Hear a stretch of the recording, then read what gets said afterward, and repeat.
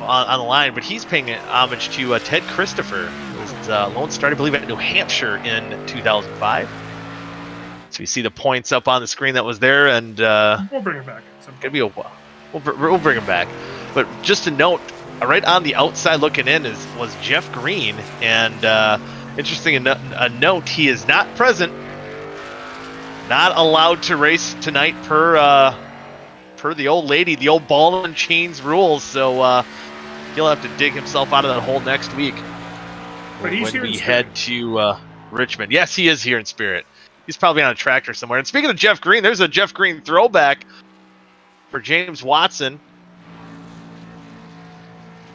And gotta get used to these names and seeing who we got right on the track right now. Who do we got here, Cooper Carlos? Johnson. Cooper Johnson. Oh, there it is. Yes. Cooper Johnson, and it's a Jeremy Mayfield. I believe that was the Mountain Dew. Wasn't it like a Pitch Black scheme, I believe?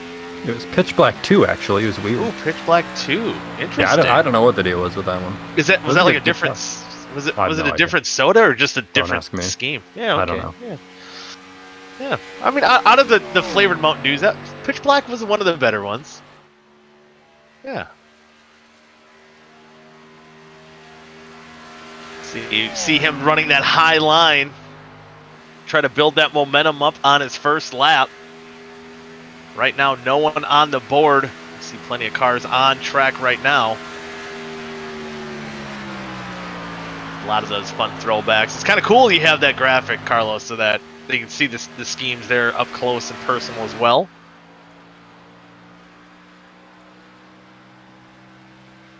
There goes. Normally his car is a throwback of sorts. And Brett Jones in the 55, not in his usual 89 here tonight, filling in for Rhett Nichols. And that's going to be one that's going to throw me off there, not seeing him in the 89. He's paying homage to Randy LaJoie. I was going to say Corey LaJoie. Got to think back in the day. Here's my favorite. Oh, yeah. The old Mark Martin 3-wide TV. And I was gonna say, Zach came prepared for tonight. All right. So we got to get him we got to get him in the booth at some point tonight because he is just raging and ready to go. Oh, he's all excited, isn't he? He's very excited. It's a very that is probably that is one of the better looking throwbacks out here tonight. And a bunch of good ones these guys have. This is another cool one too. I like how they had the chrome look. This is old Kenny Wallace scheme for Caden Tufts, and I believe he ran this race at Talladega in 2005 at the Aaron's 499. Actually, incorrect, Mike. Skinner ran the 00. Mike Wallace did. Mike Skinner. Mike Skinner. Oh, at Dega. Was there a year? Oh, that was when he went to I believe Dodges. Maybe that was a couple years later. Kenny Wallace did run the car. Technically, it is Kenny Wallace. It just wasn't at Talladega. At Talladega? Okay. I believe it was a Daytona. He ran it. Maybe that's what I'm thinking of.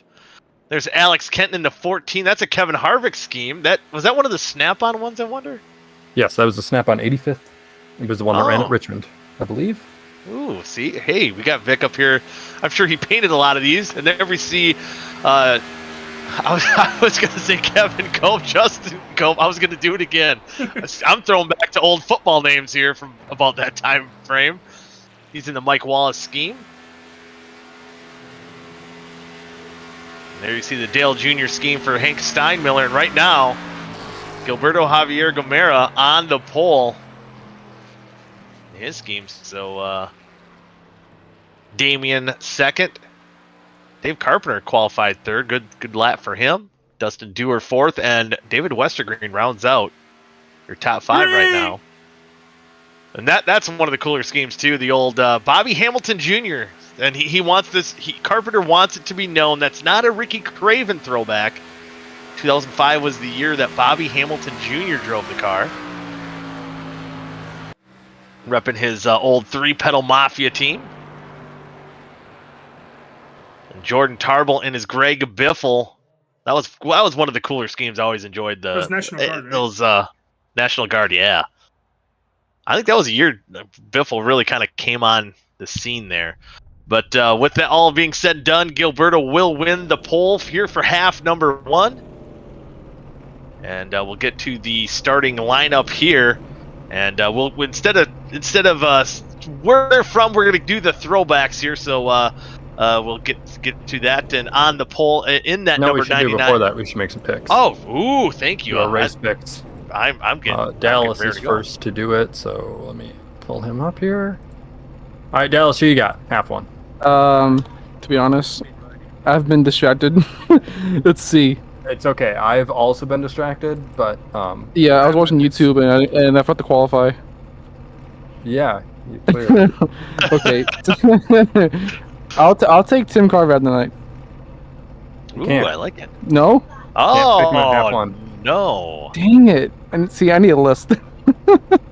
00569093. I'll take the 9.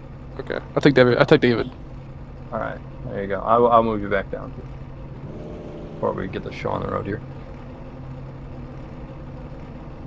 All right. And next up, it's Goody. Goody, who you got half one? All right. Well, I think I can pick. I'm kind of looking at the list. I'm just scanning through. I'm going to go with our pole sitter, and I'm going to go with Gilberto in that Mrs. Goodies Elliott Sadler throwback. That's a pretty sick looking really scheme. good I'm going scheme. for him. Yeah, that's awesome. What a surprise! What a surprise! No bias. Yeah. Okay. All right. So I didn't have you clocked at picking him, which is kind of odd. But you know, I'm gonna go a little bit out of what I normally go with, and I'm gonna pick somebody that actually has only been picked twice this season. I'm gonna go with Adam Tepe. Oh wow, wow! He's only been picked in half one by you somewhere and half two by Matt somewhere. I don't know. Carlos, you're up. I am gonna go above and beyond. I'm gonna choose the worst qualifying driver here that I haven't already chosen, and that's gonna be the 10 of Dallas Myhant. I love that. And then for Matt, you know, I think that we should pick somebody that Matt would really, really desperately like to save the pick of. Ooh, so I like it. Do you like that? It's a sound strategy. Yes, it is. Sound strategy. I'm totally not trying to screw him over right now, but we're gonna pick Cooper Johnson because that's the last time he's picked him. Hey, you know, and yeah. Good Oh, pick Matt's here. Matt, do you want to correct your pick? I picked the 91 for you. So I started watching the broadcast in the car. We're like an hour and a half away from Talladega. And I heard one of you nice people say, we should pick somebody that Matt would really want to pick. I said, and I closed out the I picked the 91 for you. Come on. That's a good pick. Want to pick Okay, who do you want to pick? Who do you want to pick? I don't know. I don't know, man. Good answer. You have until they reach the start-finish line. You know what? Yeah, because we got to do driver lineup for you. Who qualified 10th or 11th? Like, who's around that area? Luis. The 95, but you can't pick him. Okay. And the 4, who also you can't pick. Have I picked Jordan Tarble this year? Yes, unfortunately. What about McLean? In the first half? What about Cody McLean? Can I pick Cody McLean? You can pick Cody McLean. Yeah, go for it. I'm picking Cody McLean. That's terrible. All right, good luck. Watch your initial pick for him. It's gonna win the race. Oh, you watch, and then he's gonna hate himself for it. I love Let's it. go on with the starting grid. To the grid. We'll go with the starting. What's that?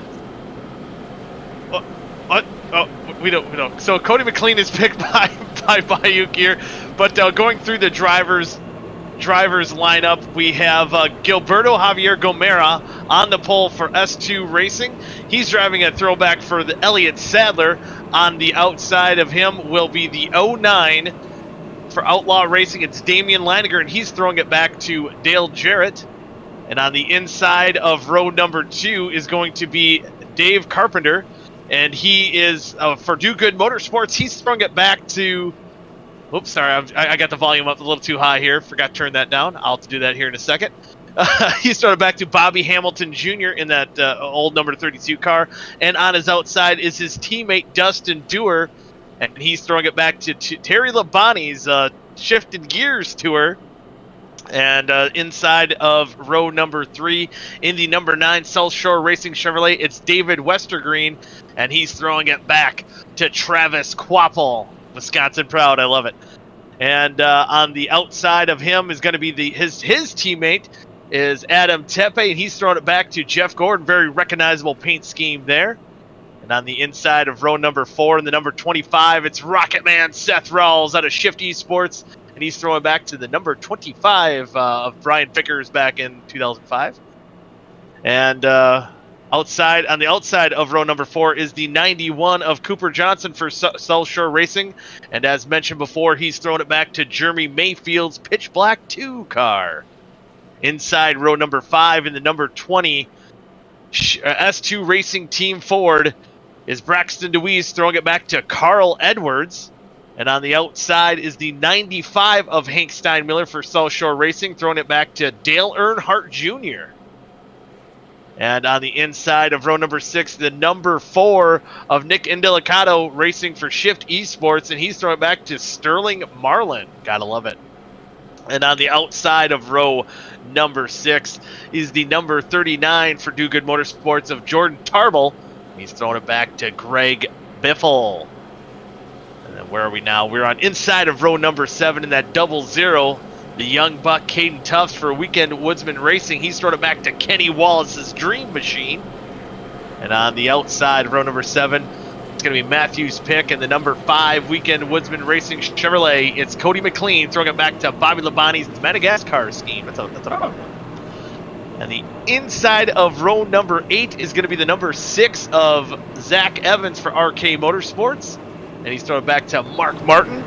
And on the outside is Darren Staff, the number 87 RK Motorsports Chevrolet, throwing it back to, I believe, a Pizza Hut car for Kyle Busch. Can't remember if I'm quite right on that.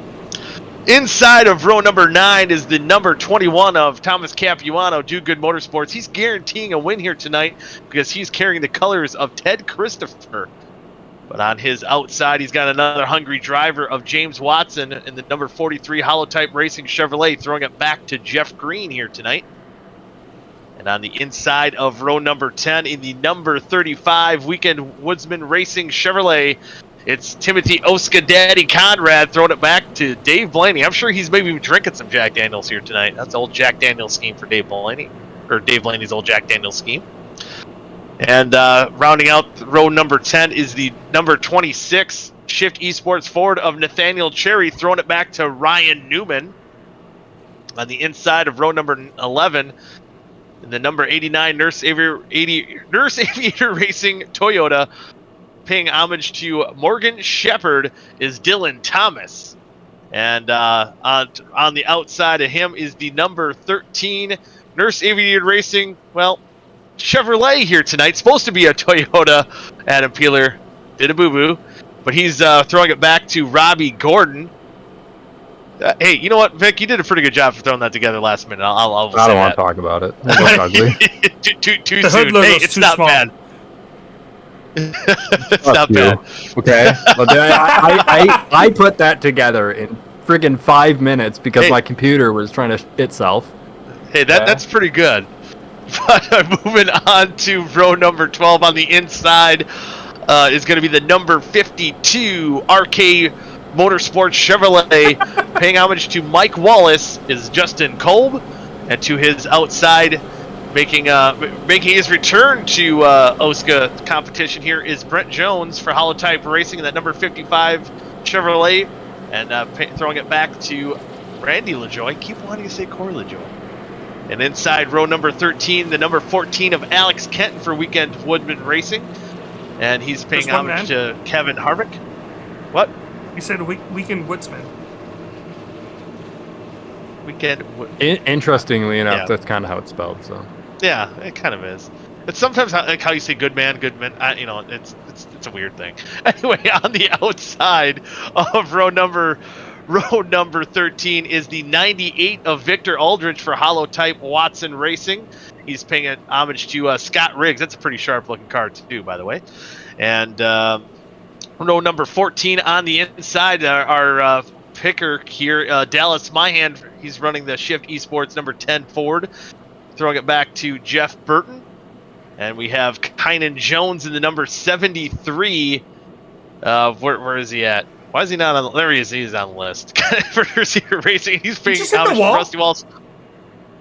Did he? Oh, man, he's cheating. He's Nobody is hitting the wall yet. He's flaring the fenders there. And rounding out the field is Rashid Coles for Nurse Aviator Racing, and he's throwing it back to Jimmy Johnston, and that will complete your field here for tonight's event. So, I think we should talk to him. I think we should. Talk to Rashid? I think we should Gilberto. talk to Gilberto, our pole sitter, our SR Designs pole sitter. Go for it. Yeah, the SR Designs pole sitter. Gilberto, you got a pretty good looking car. You got a great sponsor. You're starting from P1 here tonight. How does it feel, man? I was not even expected to be on pole, but it honestly feels great being up front. I learned that apparently both the rubber jet cars swept the front row in the spring race, so that was kind of cool to see as well. But hopefully the game plan is to stay up front and just lead some laps and definitely keep the car on the ground and not in the air. Yeah, you had competitors trying to jinx you all week long, or at least yesterday, and hopefully you can overcome that and kind of break that Elliott Sadler streak. I believe he had a streak of 2 years in a row keeping those cars on the ground. Keep that juju on Rocket Man Seth Rawls while you're running that awesome Miss Goodies Ford out there. Oh yeah, for sure. No, I'm not trying to take the whole Rocket Man nickname or anything like that. And sadly, they have some bad luck here, especially in 05. So I'm hoping to do this car justice and keep it up front and actually keep it clean. Hopefully, be there in the end for a shot at the victory, but we'll have to wait and see. So is the... Ooh, I like that. Yeah, got the Puerto Rico helmet there, Gilberto? Oh yeah, but I was born in Puerto Rico. I'm from Puerto Rico, and I just like rocking the helmet because I just like the way it looks. That's awesome. I got a Puerto Rican style one for mine. Oh, nice. So one thing before we let you go here, your teammates, your Shift Esports teammates are kind of spread out through the field here. Is there a plan to kind of link up at any point during the race? Yeah, there's a bit of a plan to try to get linked up together. I think some of the guys are planning to take it easy. I know I want to try to stay up front and at least see what the car can do. If I get shuffled out, I could probably go back up there and just team up with them and just work with them the rest of the race. All right, hey, yeah, well, best of luck to you. Hopefully you keep that thing up front. Your teammates can join you, and you'll have big bucks, no whammies here. Hopefully so. Good. Thank you, guys. Yeah, you bet. That was Gilberto Javier Gomera. No, I have a message from a number of drivers for you, Goody. Okay. Okay, they want to hear your best DW impression for this initial start. The pull them belts tight, boogity, boogity, boogity. Oh, so I get Larry Mackett and DW in. Yeah, you get to do that. There you go. All right. I'm ready. I am ready. I mean, or if Carlos wants to do the pull your belts tight. I actually used to do the pull your belts tight one more time. I used to do that probably around this time frame. So this is a throwback for me. So Carlos, I'm taking it away from you. Because what we're doing right now, the pace car is getting ready to dive down pit road. Pull them belts tight one more time. I might have said that a little too early though, but I got way excited. That always got me excited every Sunday. So then now it's probably a little too late to pull those belts because they're getting close to the Geico restart zone. Barney's got his flag out. Green flag's out. Boogity, boogity, boogity, boys. Let's go racing at Talladega.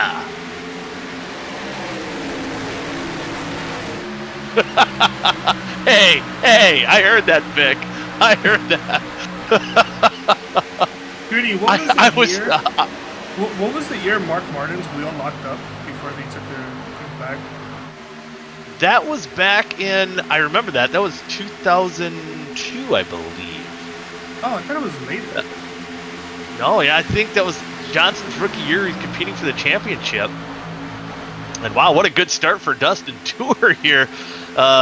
Speaking of old Hendrick cars, getting that Terry Labonte scheme up front on the inside, working around Damian and Gilberto. He's looking to lead lap one. He's throwing back to almost a 90s style, it's kind of the 90s throwback scheme that Terry Labonte did back then. Took the lead, but How about the Talladega winner back in 2005? That Dale Jarrett scheme of Damian Leininger will lead lap number 1. We are now officially underway. Got a lap in. And as far as I think as far as the way these cars drive, they're pretty stable. They're pretty stuck in the ground. If you watch iRacing broadcasts, you'll see a lot of the newer cars, the next gen cars are pretty unstable in the draft. But these Gen 6 cars are high downforce. That there shouldn't be too many crazy things going on here unless someone makes a bold move that goes awry, which it's Talladega. That's always a possibility. But still up front between Dewar and Damian. I was say Dewar and Talladega. Hey, they're fighting the track as well. I think Damian had the second lap led as well. So 2 laps led, I believe, for that 09. And if you look on that top row, right behind him is Adam Tepe. And I believe, I heard the guy saying, I can't remember who won the fall race, but I'm hearing it was Jeff Gordon. So you have the 2 teammates. The spring on race the was Jeff Gordon. The fall race was... Oh, that's right. Was Dale Jarrett. So I had it flipped. But yeah, either way, they have the 2005 Talladega winners. Was 2005 the year they were throwing the beer can stuff at? Oh, no, yeah. that was like 2007, I think. No, but it happened earlier, because I know... Oh, no, it happened at Phoenix as well. That's what I'm thinking of. Yeah, I think here it happened in like 2006, 2007. No, it was 2007. It was for the first Talladega race, because Jeff Gordon took the lead because it was in his DuPont Chevrolet and not the Pepsi one. There was one of the Pepsi ones too, where didn't he beat Dale Jr. right at the there was caution came out or something? I cannot remember now. It's been so many years. It seemed normal back there. It seemed like stuff when I really was into NASCAR, watching every week, following everything. This is kind of my wheelhouse. It's kind of cool to pay homage to this, but for this year.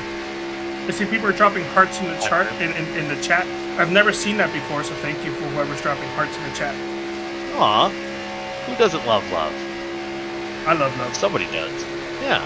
And now Seth Rawls in those Shift Esports cars hooking up. They're taking the lead on the outside. The Brian Vickers throwback and that Sterling Marlin throwback on the outside. Oh, they take over the lead. Oh, and here goes Indelicato on the inside. He wants to lead. He's leaving his teammate out to dry. But hey, look at this. They got both lines covered. They're trying to take control of this race, but Dylan Thomas in that 89, he wants something to say about it. Uh-oh. Pepper's blink out. That's never a good sign. That's the 89 of Dylan Thomas blinking out. It's never good, but he's still going to move into that second spot right behind Indelicato, trying to break up that Shift Esports kind of track blockage there. And that's one thing, to note too. Shift Esports probably we've talked about this a lot during these super speedway style of racing. Shift Esports, South Shore, does pretty good at it too, to kind of team up and link together. But I think, especially this season, Shift Esports has been bar none the best team at linking up, especially at the right times. But how about this, that thrown together paint scheme of Adam Peeler? He wanted that Chevy horsepower, and he's up in the 5th spot right now. Still a long way to go. 38 laps, and was it 8? Does it say top 18 invert? Is that correct? Yes, top 18 invert. I forgot to even look. Man, yeah, oh so man! Interesting thing about this thrown together car by Peeler. So I told him not to run up in the front with it. He's doing the opposite. He said Jeff Green's not here, so he's going to go to the front and try to gain as many points on Jeff Green as possible. Oh, he really wants to make that chase. Yeah, he does. He's like 100 some odd points out. It's still possible, but it's a long shot. How many races until the chase? The chase offs? There's this one, Richmond, and then Miami. Okay, so that's, you got to be aggressive, but hopefully that's not at the cost of him getting into the big one, because you do want to maximize the most you can on those points. But right now, looking good for Adam Peeler. Trying to get someone scraped Newman the wall. In the wall. What's that? Was it Newman? Was it that was Nathaniel Cherry, I believe, in the 26. Also, I see Justin Cope with already some race damage. wonder where that came from. You can see her right there. You can also see Justin celebrating today being a very special day for him. Yeah, very special day. If you know the date, you know the meaning behind that. He's enjoying today, and you know what? I heard the best news I've heard in a long time. The little birdie on Twitter, I believe maybe his painter. Tom Nook might be coming. I'm excited. And was that at Miami? I believe that was announced. Yeah. We got a special surprise just for you, Goody. Yeah, and I love it. Like, I can't wait. So I'm hoping Carlos, you push that as a team owner to pressure him to do that. Ooh, and that's one thing to note. Look, even with that race damage, the suck up on these cars are great. I'm going to be curious to see how. It doesn't look like much, but that could kind of hurt him leading that top line for Justin. And for some reason, I feel like I remember Mike Wallace running this car, and I believe this is when Dale Jr. tried to bump draft him into the tri-oval, and he caused the big one. I can't remember if that's the year or the year before, but you know, and again, all these races kind of run together. It's almost 20 years ago, 18 years ago about. And how about me find white gloves, Zach Evans? White gloves. Oh boy! Justin Kolb just saved me. Yeah, wow. That thing went sideways, slipping and sliding. I'm going to see if I can pull up a replay on that one. That was close. Zach Evans was back in the 20th position. You see Kolb gathering it back up, trying to regain his composure, running right alongside. We got a huge battle for the lead going on right now. Oh yeah, that battle up front. David Westergreen. You know, he's always licking his chops when we go to these super speedways, and he's going to get a push from Dave Carpenter. He's going to take the lead. So looks like South Shore getting a little mixed it up with those Do Good boys on the inside line. They're going to take over the top 3 spots. I got a replay right now. here. Carpenter peeking out. Stay in line. We got the 3 wide TV replay. Watch the top of your. Oh my goodness! It's crazy how quick he saved it. That thing just snapped on him, and he saves it almost instantly. I thought he was gonna be in a tank slapper for a minute, but just a little bit of a wrong place of a bump draft. Look at how sideways it is. Dirt tracks a little bit and straight. And sometimes that does help with this car package and that higher downforce.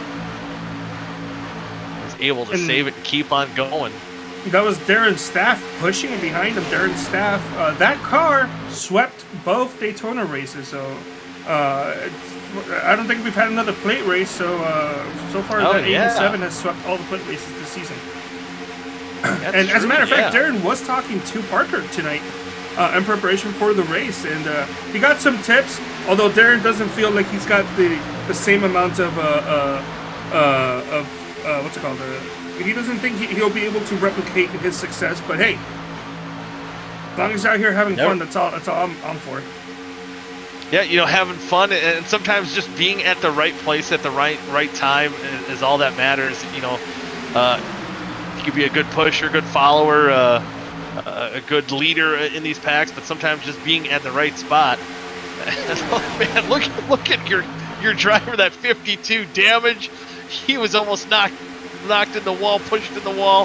He is still motoring that thing on the outside. He's up into second place right now. He pushes Indelicato to the lead and coming to lap number 13. That old silver bullet up front. Now, I can't remember. I know Carpenter made a mention when I was talking to the Do Good boys before the race. I want to say it's pretty close what they can make on fuel, but I don't think there's no way you can save. I think I want to say it's like 30 to 32 laps they can make it on fuel. So there's going to be a pit stop. So it's going to be interesting to see. And they ran 5 pre-race pace laps too. Oh yeah, see that? Yeah, that's going to shorten things up a little bit there as well. So we'll see when they decide to come down pit road, or maybe they're just going to. I'm assuming, you know, at Talladega. Well, you might not go down a lap if you group together with your teammates here, or at least with somebody. So you might not lose a lap. That might be beneficial to, if you can't get on and off pit road cleanly, just top off the field just enough to get to the checkered flag. Otherwise, hope for a caution. Here's our pole sitter, Gilberto. He looked like he had a little damage on the front end of his car. Oh, what Jordan Tarver. Oh yeah, a little bit. Just a little bit, like it's not sealed up as well as it should be.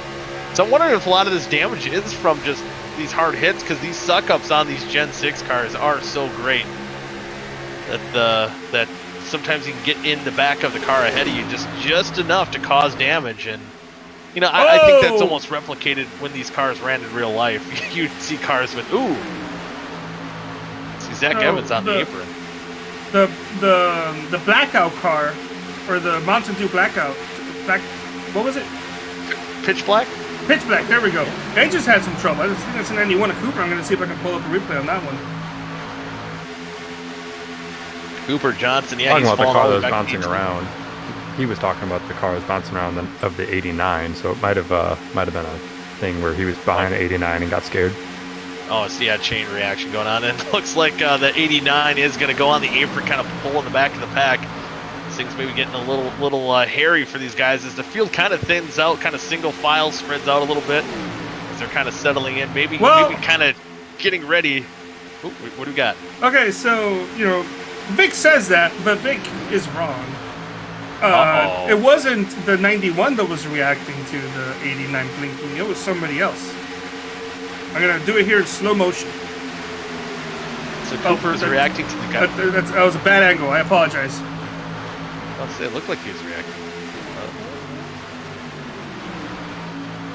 The WEC's reaction that's sent up and then also ended up sending a 91 oh, into yeah. the wall. Oh, so we react to the reaction. Yeah, you get scared, and I'm sure when they're in the cockpit too, on the broadcast here, he's just flashing around there. You see that 89 on the bottom. But sometimes when you're racing, that car is bouncing from top to bottom. You have no idea where the car's at, so you can just instinctively panic, because if that car all of a sudden reappears and he could be inside your car, and it's a whole mess. But up front, I bet you the virtual crowd's going wild. That 95 throwback of Dale Jr. to the front. Hank Steinmiller, how about that? Dale Jr.'s buddy, Elliott Sadler throwback, Gilberto, our pole sitter, getting back up front as well. He said he wanted to be up front, lead some laps, at least be up in the mix here. It's weird because I'm looking at Elliott Sadler's throwback, and then you look at Damian and that UPS throwback and the old Dale Jarrett throwback. You think they would be teammates? No, not the case here tonight. What year was Elliott Sadler spinning and flipping over in the backstretch in that car? I want to see. I want to see. He did it. It was 2005. Oh, was it? It was 2005 that he did that. Did he do it like two different years? He might have. I know for sure it was 2005. We were talking about it. Yeah, we were talking about it earlier. I think it was almost like every year he was in Eminem's car. He was flipping. But how about this? Damage and all, that 52 of Justin Kolb. He's got some good horsepower behind that under that hood. He's getting a pretty good push by his team. Oh no! He's in the wall. Kolb. Oh, here we go. No caution. I think Dewar got involved in that as well. Indelicato. Man, the whole field has to check up, tries to get back going. And a little concerning. Oh, yeah. Man, oh, man. Darren Staff now is your race leader, that 87. Not a stranger to being up front here at a plate track, but really trying to push his teammate to the lead, and sometimes those bump crafts go awry. And I think if they get a caution, that those guys might be all right. Dewar, he might have almost had the worst end of it. You've seen his front end kind of hop there as well. Take a look. I kind of saw that happening because, of course, Justin did have a damaged race car, so he's already like a little bit slower than the rest. And the 87, as he was pushing Justin to the lead, was all up in his back bumper, and it was only a matter of time before that happened, unfortunately. And when you're that pusher, you cannot see what's going on. Oh yeah, here we go. We see the South Shore boys. They're coming down pit road. Uh-oh. No, missed pit road. I think he thought last minute about coming down pit road. Wait, who missed pit road? No. I think Adam Peeler did. Oh no. He's just doing whatever he can to get TV time just for Vic. But man, so now see the field kind of spread out after checking up, and I think the guy who got the worst end of that might have been Indelicato. He actually made a hard contact in the back end of Kolb. Oh, McLean overshoots his pit box. Oh, it's slow, painful. Back up, you see no Westergren already tires, back fuel on track. only. Fuel only for the 09 and the 9. And for the 95. So those guys did a great job of linking back up after they made it to pit road. Now we see a lot of the other boys coming in there. I think Brent Jones now coming down pit road. See Darren Staff, Gilberto, Zach Evans. Kolb's down pit road as well now. And hopefully there's... hopefully if he's in the draft, he still might be okay. But that he did get a pretty good shot by that 4 car in the back end. Oh, Zach. For that spoiler. Oh, Zach overshooting pit road. Oh, and while Brent is just now leaving pit road. Not Brent, excuse me, the 5. Oh, McLean. Oh, I wonder if he had a... Do you have a penalty, I wonder? Oh, my goodness. Hey, who picked McLean?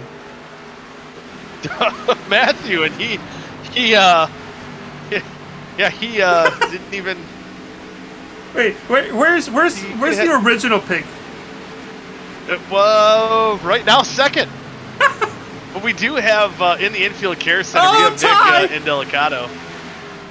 What? Ty got loose under braking and hit the inside wall. That's Dallas. It's Dallas. It's Dallas tonight. That's right. Sorry, Ty. Sorry. I'm like, where's Ty? I don't see his name in here. But anyway, Nick, man, it was kind of a rough situation. Kind of those typical super speedway happenings out there for you. But how bad's the car? Yeah, she's killed, but I mean, hopefully we put on a show there for that little bit there. That was a ton of fun. I'm excited for half two. You know, it is what it is, and you know that wreck there. Honestly, there's nothing I could do. If I turned left, I was going to kill. I think it was Dewar and a couple other guys. So I took it like a man, I guess you could say. And you know, she blew up, but I mean, these things are actually a ton of fun. And you know, we were making 3 wide moves like there's nothing. People were holding it. So you know, shout out to everyone up till that point. Yeah, so far we're still under green. You know, a couple of these guys might have a little bit of damage, and you know, we've seen some damage too on I think like Gilberto's car, Justin's car, even before you got in that incident with them. Is that, you know, if I remember, the suck up on these cars are so great. Is it just from the bump trapping from that incredible suck up that these cars have? Yeah, 100%. Like you can get damage with these things, and they'll still pull like it's nothing, unless your damage is pretty bad. But you know, like those guys are still going to be good. And I was excited for these green flag stops actually, and I put myself up there to the top to try to gain a couple more spots before we pitted, and didn't work out. But I mean, that 4 car, the 3 wide TV 4 car, is possibly the best looking car I've had here in one of these races. So hopefully race 2 goes a little bit better. But you know, I hope, you know, I put on a show for race 1 there. That was a ton of fun.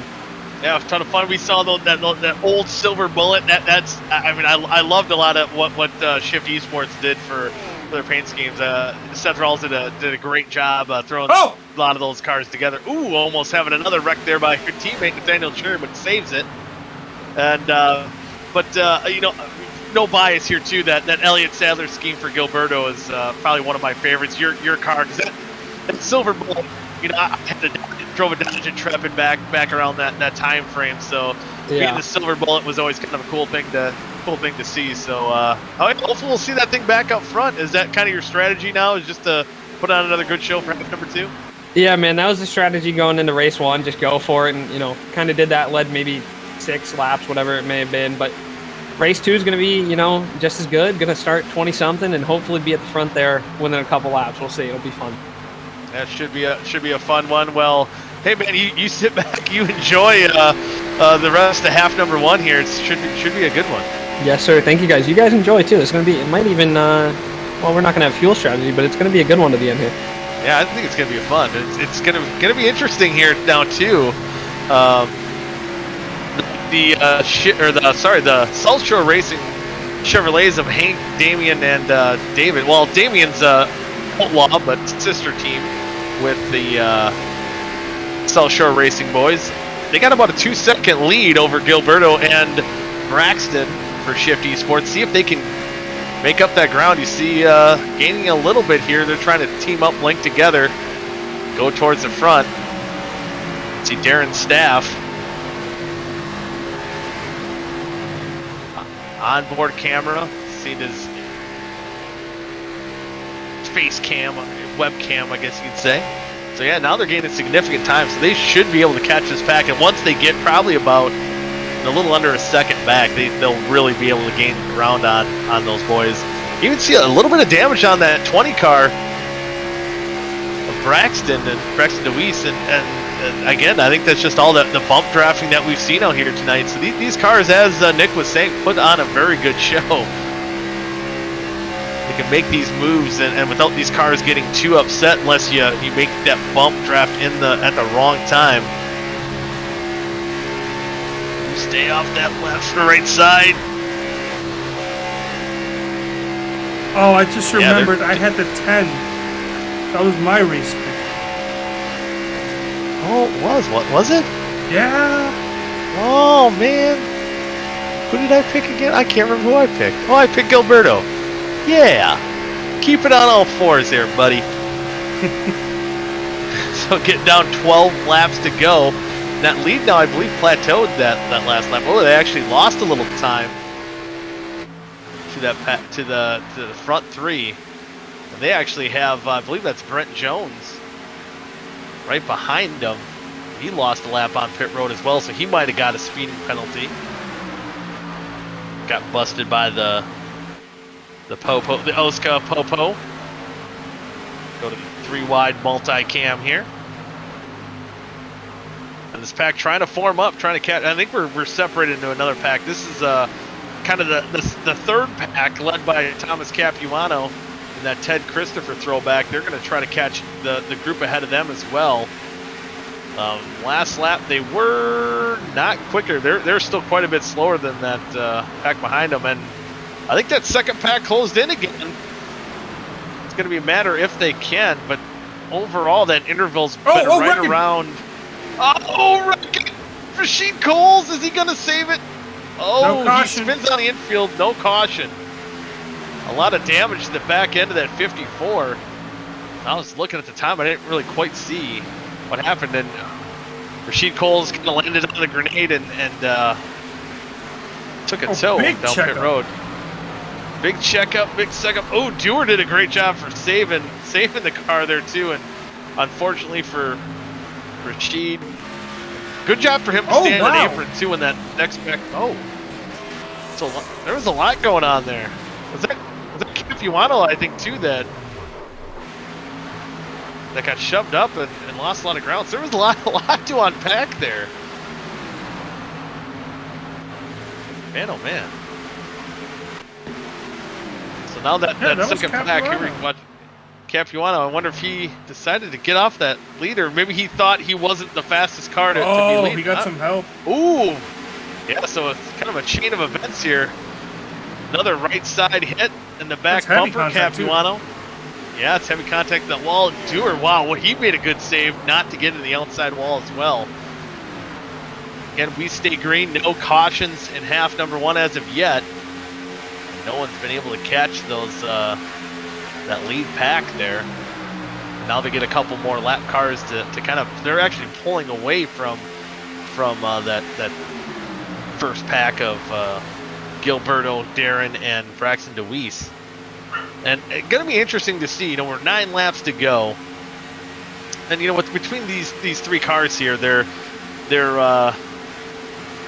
again all teammates, all working together at least here tonight, but all going to be hungry for a win. Hank Steinmiller and Damian, not full-time competitors. David Westergreen, I believe he's made every race. He's been in about 7 different cars, I feel like, this year, but.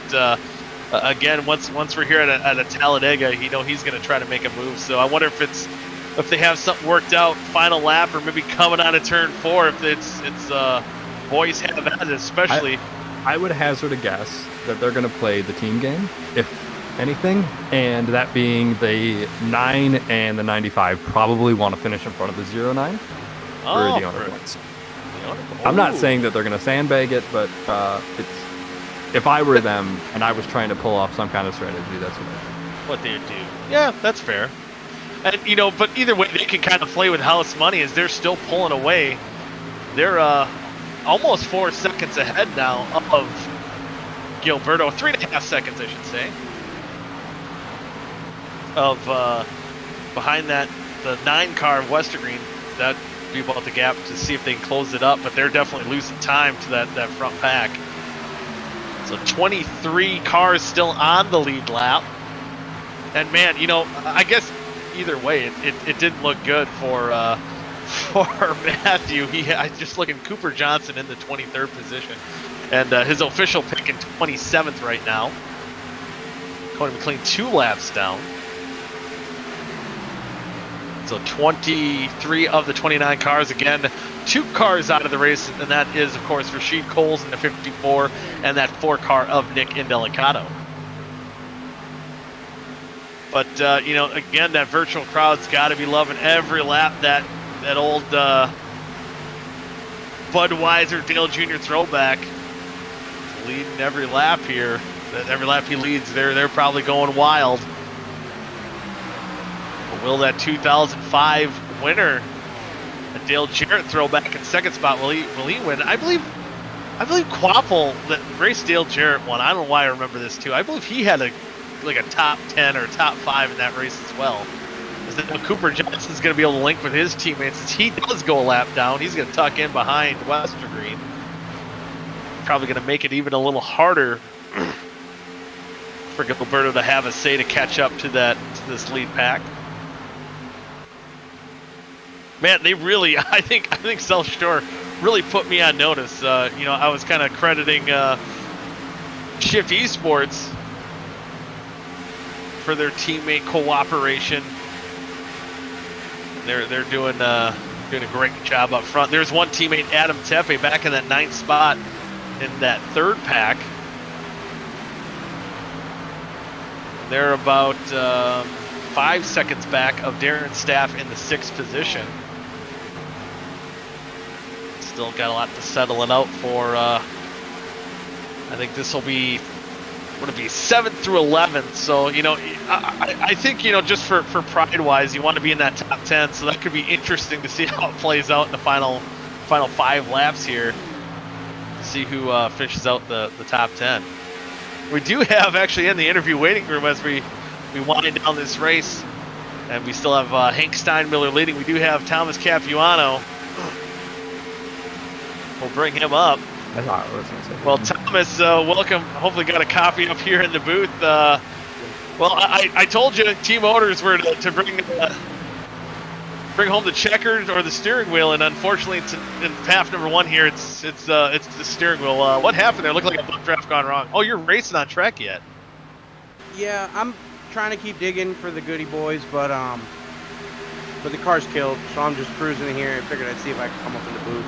But obviously something happened on the backstretch and the field got a little separated, but I thought we were digging. I was doing my absolute best to give the cars behind me the smoothest draft they could possibly get. And I don't know if it was the manufacturer difference, but Nathaniel Cherry was pushing me and he just clipped me at the wrong angle going on the front stretch, and I did my best to save it, but it just didn't work. Yeah, it didn't work, but we'll let you go back on that track there. Thanks for joining us, but in case I see where you're on track, I don't want anyone catching you and getting distracted, so we'll let you get back out there, and best of luck to you. And yeah, go get it half number 2. We'll give it our best for Teddy Christopher. Heck yeah, love it. I did not realize. I put him in the wrong one. Was he in the interview? I didn't realize. He was in the interview waiting. I did not realize he was on track yet. Which, as we all know, that's Carlos's number 1 no-no rule. Well, it's no-no for all the tracks but super speedway races when they're by themselves. Because I've done that before. They're by themselves. Like it's oh, you do a lot better like that. Okay. Yeah. Capuano, obviously in a group pack, never. Yeah. Oh yeah, never. That's debatable. There's certain people that are great to talk to when they're in the group pack. So I believe there you see. Oh, he did stay down on the apron. He's went a lap down there, so he stays out of the way. Now we're down to 2 laps to go. See if there's going to be any moves made here. Can the top 18 will invert. Right now, Adam Peeler sitting in that 18th position. See if any spots shuffle it out. I think that's Seth. Who's that? Is that Seth Rawls? No. I can't remember now these throwbacks. I think that you is. You were right. If Seth was. Oh, it was Seth Rawls. Okay. But I believe it was a lap. Vickers, yeah. Seth Rawls is a lap down. I didn't think he was a lap down. That's what kind of threw me off about the whole deal. And Dusty trying to go on the outside of Seth Rawls, trying to crack into that top 10. Nothing doing right now, but we're on the final lap. One more lap to go. See if anyone makes a move, or is this Hank Steinmiller's race to lose right now? Coming through 3 and 4 for the final time here in the VRA Throwback 200. Will we see a vintage Dale Earnhardt Jr. win, or will Damian pull out and recreate 2005 magic? Westergreen looks up top. He's going to get a push from Cooper Johnson, but I think it's going to be too late as Hank Steinmiller is going to take half number 1. Well, like Westergreen got second at the line. Damian will finish third. Gilberto fourth, and Darren Staff will round out your top 5. Braxton DeWeese 6th. Nathaniel Cherry 7th. James Watson 8th. Dave Carpenter 9th. And Adam Tepe will round out your top 10 for half number 1. I believe there's a lot of cars that caught each other there towards the end. And then your transfer spot 18th is going to actually go to Dylan Thomas. Got it at the 11th hour. So not 2005 vintage. I believe the only race Dale Jr. won in 2005 was at Chicagoland that year, but very much a vintage moment seeing those Budweiser colors in victory lane for that 95 car. So a good win for Hank Steinmiller. And Matthew, did you get to watch any of that? Yeah, I watched just about the whole thing. Oh, heck yeah. How'd your pick do, Matthew? Yeah. What's up? How'd your pick do? I'm going to assume he had some trouble getting onto pit road. Yeah, he got trouble getting into his pit box, I believe. It didn't seem so bad until we had to pit. Yep. Yeah, it's that sometimes that's half the battle here, but again, a good win from Steinmiller. We'll see if we there we do have him here in victory lane, so we'll bring him up. And Hank, you brought some familiar colors into victory lane, and you had some teammates there to help you. Tell me how you got it done here, half number 1. Hey, great teamwork. I'm assuming none of you picked me. No, yeah, that's why you won. That's another one. Yes, correct. So, good teamwork. We got that gap, and we were committed to not letting that gap go until the last lap there. Yeah, and certainly pulling away for most of that run there, and I think in general, I think the strategy is you want to be the first ones to come down pit road, taking fuel only. You guys kind of seamlessly got back together in a pack, and it was pretty much game over from there, huh? Yeah, pretty much. I mean, I don't think it's a secret. I think shorter or smaller groups of cards are faster. You don't have as much checkups, but getting on and off pit road, not speeding, obviously. Good job, David, for not speeding finally, and hitting your pit stall right. So. Yeah, that's and we've seen issues with that with a couple cars out here tonight, but yeah, and I had to apologize here during the race because I was saying, Shift Esports, we've seen them on these super speedway or super speedway like kind of drafting tracks like this. They were kind of the bar none number 1 team as far as working together, and you South Shore boys kind of put that to bed here in half number 1. Well, you got me in here. What do you expect? That's right. I'm an ultimate team player. You're an ultimate team player, and you're driving the ultimate, super speedway car there with that Dale Jr. throwback. I am. That definitely made it faster. I think we got 15, 20 horsepower out of it. Yeah, did you hear like weird noises from the virtual crowd every lap you led? I can hear the noises, and I can also feel the air from the virtual air. Are you wearing an open face like Senior? Yes.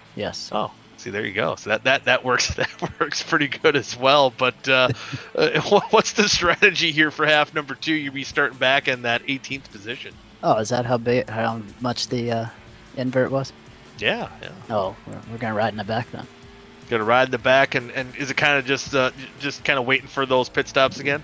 Yeah, we'll wait for the pit stops. I would expect a wreck in this one that actually causes a caution on this one. Enough cars that'll ensue on the track there. Ooh, so you're Babe Ruth and calling the shot. So we're gonna ride in the back. We're gonna see a little conservative style for that Dale Jr. throwback. And I gotta ask you before we get to your shout outs. Besides your car that you're driving, could be a teammate, could not be a teammate. What was maybe one of your other favorite throwbacks that you've seen out there tonight? I like the Tide ride. I think was that Dusty or David? That was Yep, that was Carpenter. Yep, David Carpenter. Tide ride. That's a good one. That was a very good one. Ronster Raps did a very good job with that car. So a shout out to them. And I do have to. I also forgot Neil Rutt. I know you're working on your real race car. That's why you're not racing tonight. So that's my shout out during your race interview. So there you go. So what's your shout out? What do you got? I got Traders Brewing Company. Shout out to them, Nate, and thank you for giving me Adley Rutschman. That was the biggest steal of a trade I've ever done in a fantasy baseball league. Also, Batflip Podcast. They're on all of my cars now. Those things are winners. So. Heck yeah. And Damian better be talking about the Milwaukee Brewers. They're on to a hot start. I didn't think that was going to happen. Hey, I'll get on that. Yeah. See, there you go. All right. Well, we'll let you get going and prepare, talk to your teammates, and strategize here for half number 2, and try to be like Dale Jr. and pull like 2 in a row here. Yeah, we'll see what we can do. Heck yeah, go feel that air. All right, see ya. All right, see ya. That was Hank Steinmiller, winner of half number 1. So I think we should do some race picks now. Yeah, we'll get that. So, Matt, are you regretting your decisions? No. It was going pretty good for a while. No. Yeah, okay. No regrets. I like it. You say so. Anyway, you get to go first. Who you got? Me find. Ooh. Can't pick him. Can't pick him. Okay. Well, that really really puts I'm gonna double down on Cody McLean tonight. Okay. Okay. I hope he starts this half for your sake. Okay. Well, what do you mean? Is there a chance he doesn't say that? I mean, it's wishy-washy sometimes. Anyway, you can hear the confidence he has just waver. Carlos, who you got? Oh man, the 10 was disappointed me in pit road, but I know that he will not disappoint me this week in this second race in pit road. So I'm going to choose him again. Okay, you're doubling down. I like these doubling downs here. I'm not gonna double down. You know, I really thought long and very hard about who I wanted to pick, and unfortunately, I can't pick who I want to pick because I've already picked him once this season. So, you know, I think I'm going to go with the 9. I think I'm going to go with David Westerberg. Ooh, so now the South Shore boys are getting jinxed. Who do we got next? You, and then Dallas. Oddly enough, complete opposite order. Yeah, hey, you know what? Me and Dallas don't mind that. Yeah. It worked out. Well, I'm gonna go. I believe I didn't pick him in a half 2 this season, and I'm looking for this man to get some redemption. I'm going with the Dragon of Dustin Dewar.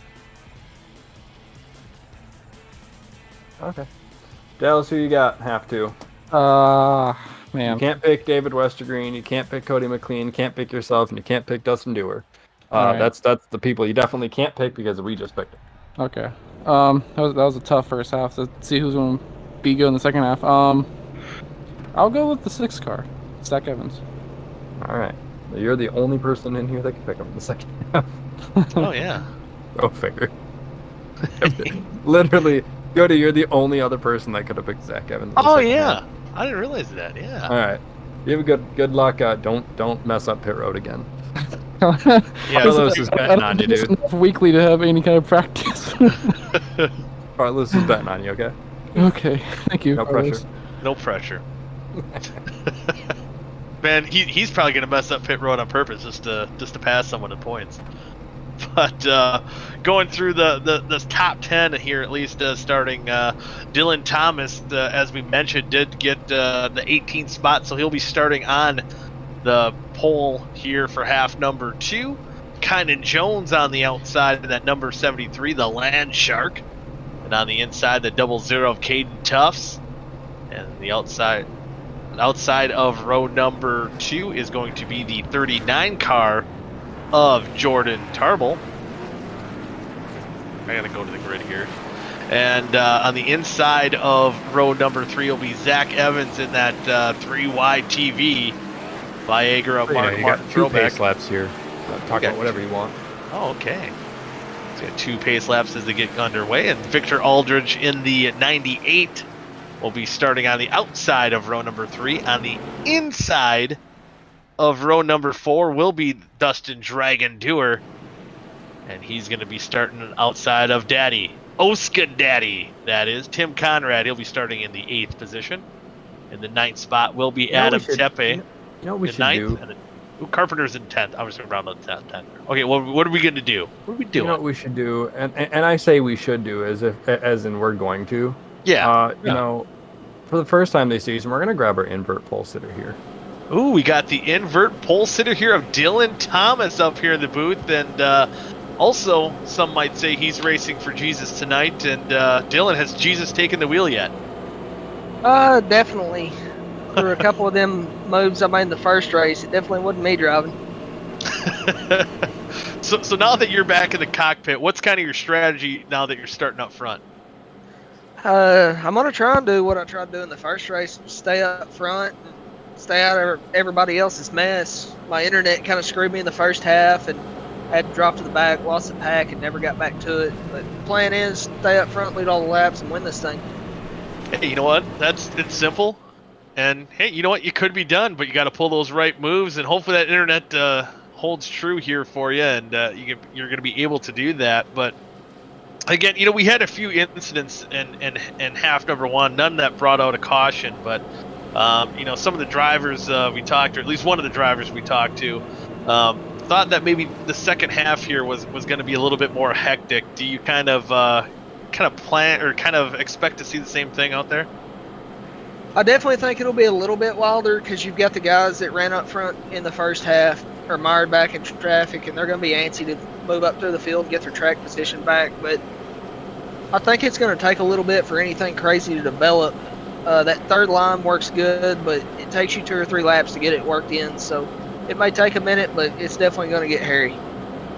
Yeah, it could definitely get hairy, but you know, with your strategy, you know, generally on these plate tracks, I think for the most part, the safest spots to either be as right up front or in the back, kind of just waiting for the action to happen. So I'm really liking your strategy for half number 2 here. Absolutely, I got a good spotter, and I'm gonna go cross-eyed looking at the mirror and out the windshield. We'll see what happens. All right, but before we let you go, getting ready to go green, any shout-outs you want to give? Man, I ain't been in this car very long. I just want to thank everybody that's on it, and I think it's Peeler that gave me the opportunity. There's so many people involved that I don't know who it is, but whoever it is, thank you. Hey, I love it. Keeping it simple. Sometimes that's the best interviews there. Got to thank everybody, and you got to thank Jesus for you know, taking the wheel too. Absolutely. Heck yeah. Well, best of luck to you here in half number 2, and as Larry Mack always said, pull those belts tight one more time. You're going to be leading this field. He had no comment. See, I must be bad at Larry Mack. I used to do it good, but that was also like 18 years ago too. So yeah. So here we go. You sound like if Claude tried to say, "Pull your belts tight, dude." Good old Claude. Who let the dogs out? We got to get him to do some virtual racing events. You got to talk him into it. At some point, we'll go to the dirt track this season, and we'll talk him into it.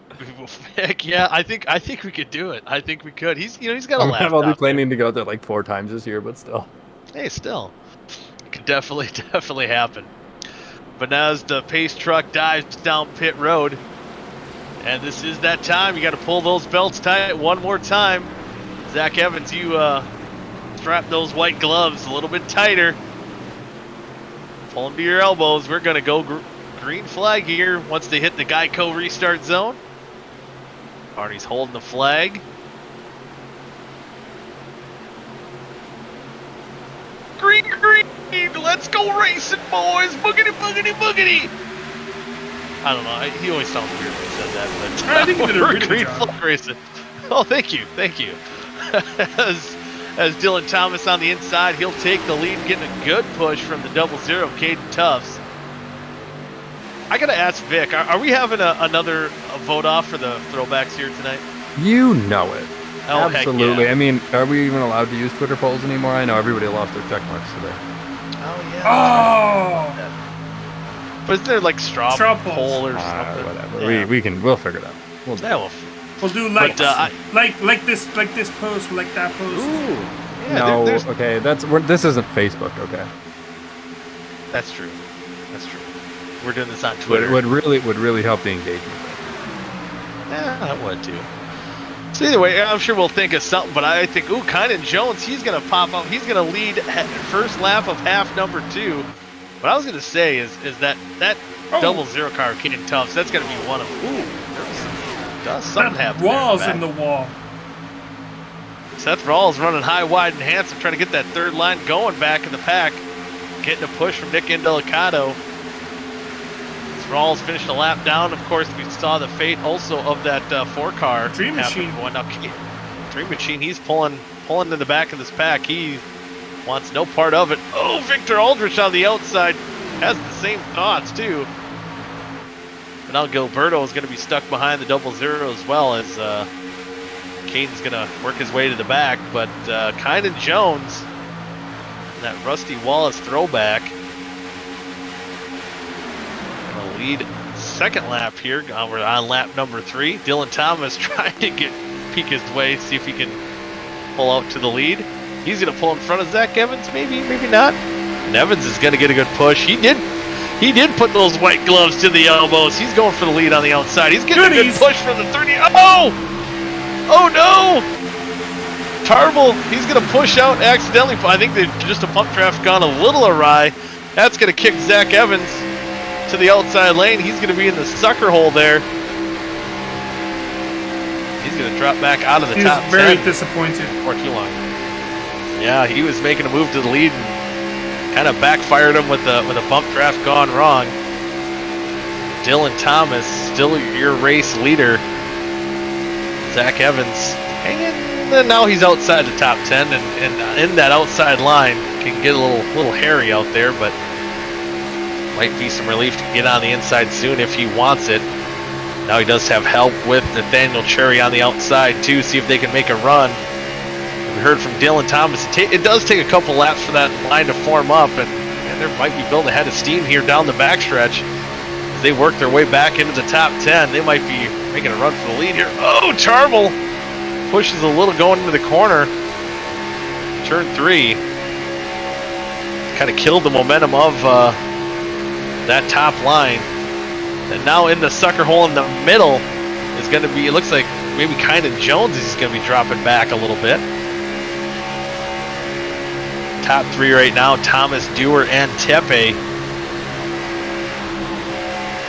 Look at how smooth those white gloves are for Zach Evans there. Don't even look at your TV. Don't even watch the race. You're 3 wide. You're on that outside. Oh, his TV. Well, doesn't he always have something on the broadcast? Yeah. Something else? He's probably got like 5 monitors. Is his NHL team in the playoffs? I'm not sure about that. The Canes? Isn't that his team? I believe so. Oh, check up. Oh, check up. He's concentrating. I heard Vic ask. Yeah, I was going to say, don't ask him when he's 3 wide. I mean, I'll ask him anytime, okay? It was pretty funny to ask. You know, to be fair, he could have answered at any time. He could have waited. That's why the TV wasn't on in the background. What did he say? said not to ask him these kind of questions when it's 3 wide. now he's thinking about hockey, so he falls to the back, and he's now mired back in the 19th position. See the pack still 3 wide ahead of him there. And I believe it's about the top.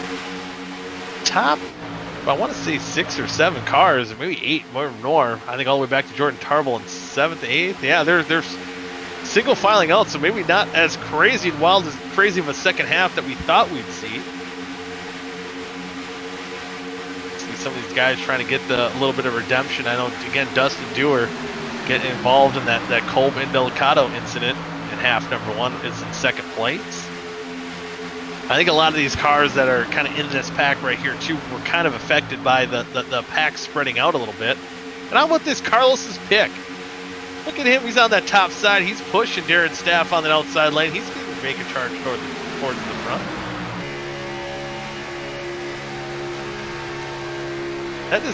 That is one of the cooler schemes there too. Again, all those Shift Esports cars, Seth Rawls design. Shout out to him. Did an excellent job on the throwbacks. Jeff Burton, Singular Wireless. I almost wanted to say Robbie Gordon, who also made that scheme famous. Was this around the time too where? Oh no, it was when he had AT&T, not the Singular car. Yeah, that was 2007. Take the logos off. Yeah, that was a little bit later. And how about this? He's got a fresh car. Look at it, no damage right now. That 52 of Justin Kolb, he's worked his way into the top 10. Told me his webcam might progressively get hazier and hazier and smokier, specifically after race number 2. We're gonna keep a track out of that. Yeah, you know, he's got to burn the final hours of this holiday. Well, he's in California, so it's still relatively early for him. Oh yeah, he's still got sunlight out there. Yeah, I was gonna look outside right here now, and no sunlight out here, but yeah, he's got more time. Because the Earth is How about round. this dust? Earth is round, and Dustin Dewar is going to take the lead, but just as quick as he does, Darren Staff is going to lead this lap on the outside with a push from his teammate. Oh, he's lined up on the right side. And now Darren Staff might get sucker holed into the middle. We're going to have a 3-wide battle to the leads for just how calm it was. For a few laps, it's getting wild and crazy again. And those RK Motorsports Chevrolets flexing their muscles. We've seen this again, race 1 at Daytona. They're teaming up again here tonight. Oh, Rick! Oh, Indelicato goes around. That's the big one. And oh man, so many cars involved. Oh, Carpenter. Oh, Indelicato is destroyed. Oh man, oh man. That's the big one. That was the big one. Yeah, there's a couple cars smoking on the apron. Oh, it is 420, so. Yeah, well, yeah. When in Rome, when the holiday hits here. See what caused that yellow there. Let's see. Oh my goodness! Oh, did Dallas get through that? I can't even tell. Just did it for Dale in the middle of the corner. Yeah, he was flipping. He was pulling an Elliott Sadler move there. And Dylan Thomas, his race is done. So it looked like Gilberto pushing up, just a bump draft gone wrong. Getting in that right corner. And oh, man. Yep, just a hard hit to the outside wall. And oh, Gilberto involved in that one as well. See Adam Tepe. Oh, did Dylan go over Nathaniel Cherry there as well? He went over a couple cars. Grind on the wall. He's doing a Ricky Craven Talladega throwback wreck there as well. Almost going outside the track. Kynan Jones, you see wreck there. Peeler. Watson. Carpenter again, and he's on the inside. I like the new smoking effects. Conrad.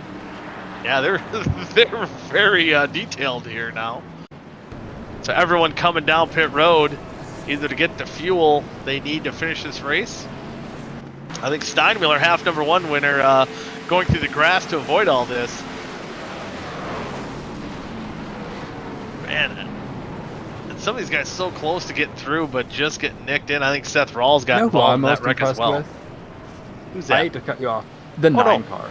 Look at the fact that he was right behind it and didn't get collected. What? 9 car, I swear.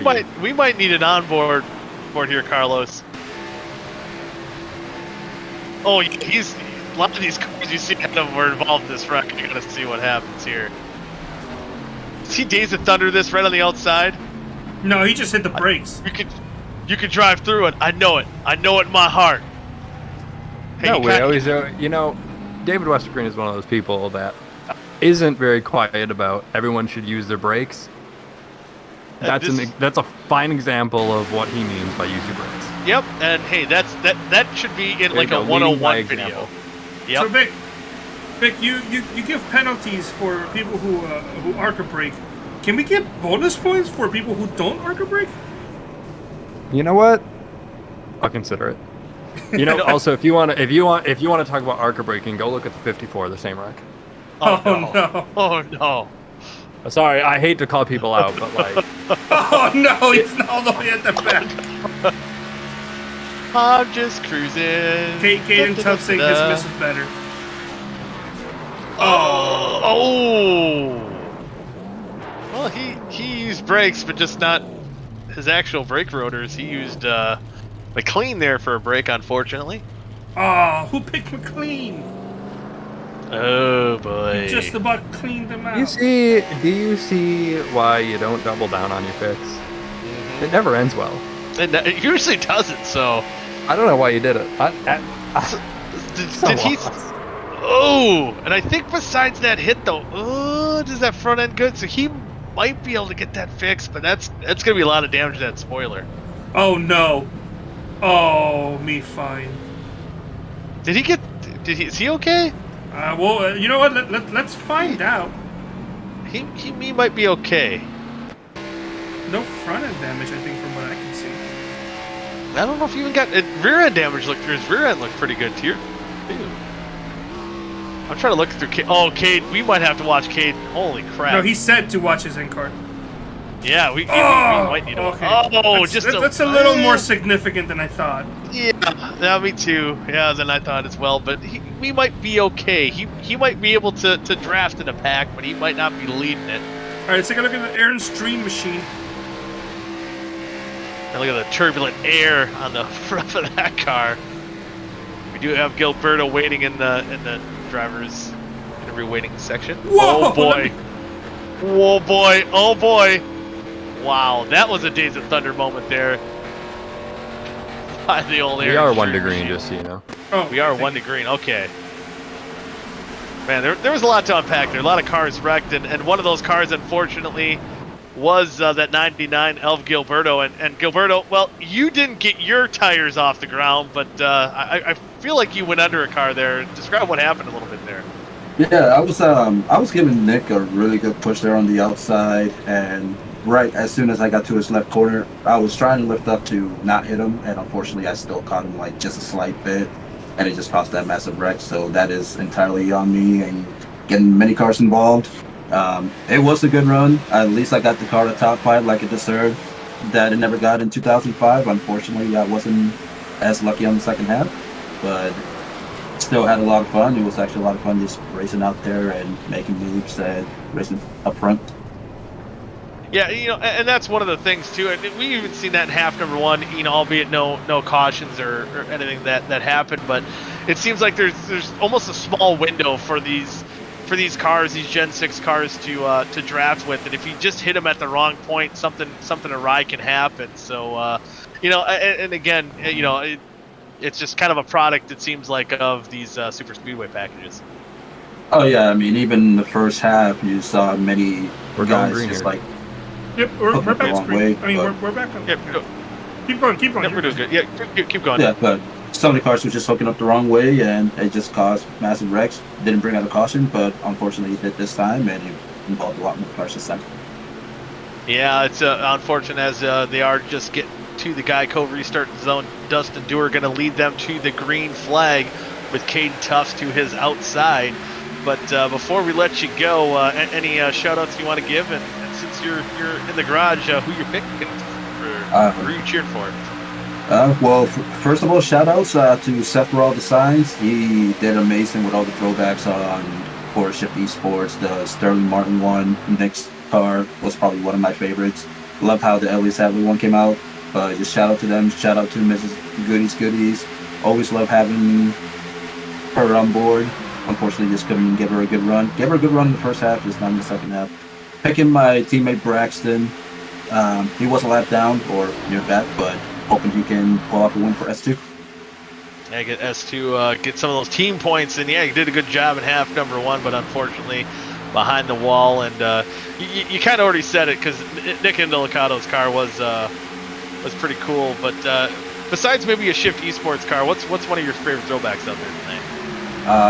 Definitely Caden Tubbs, the Aaron's Dream Machine, the 00. Just love the Glock. I love the chrome on it. It looked beautiful, and that was very well done.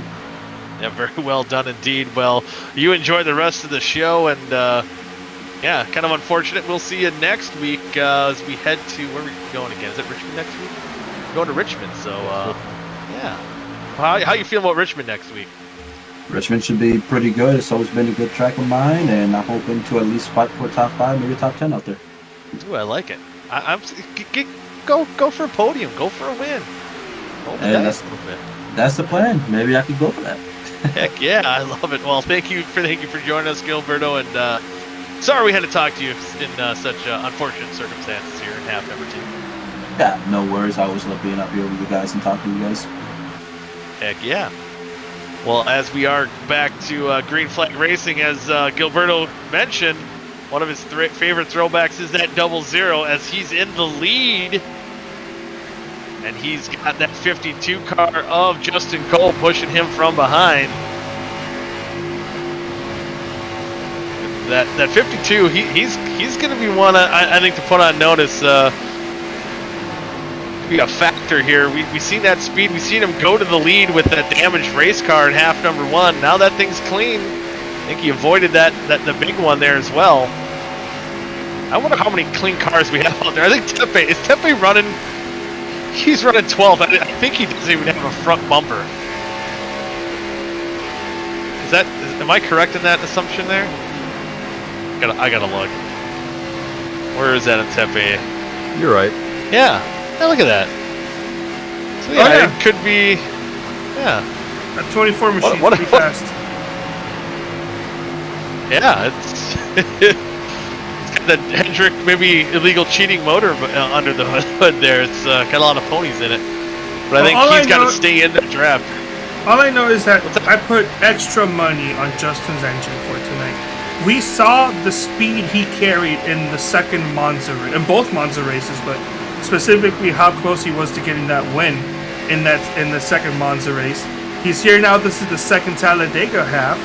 And, well, remember, the 52 is the only RKM car, only full-time RKM car that has yet to win a race this season. So I bet you he's going to be hungry to make a move here. We still have 22 laps to go. And with that caution, too, we're not going to have any issues of making it the rest of the way on fuel.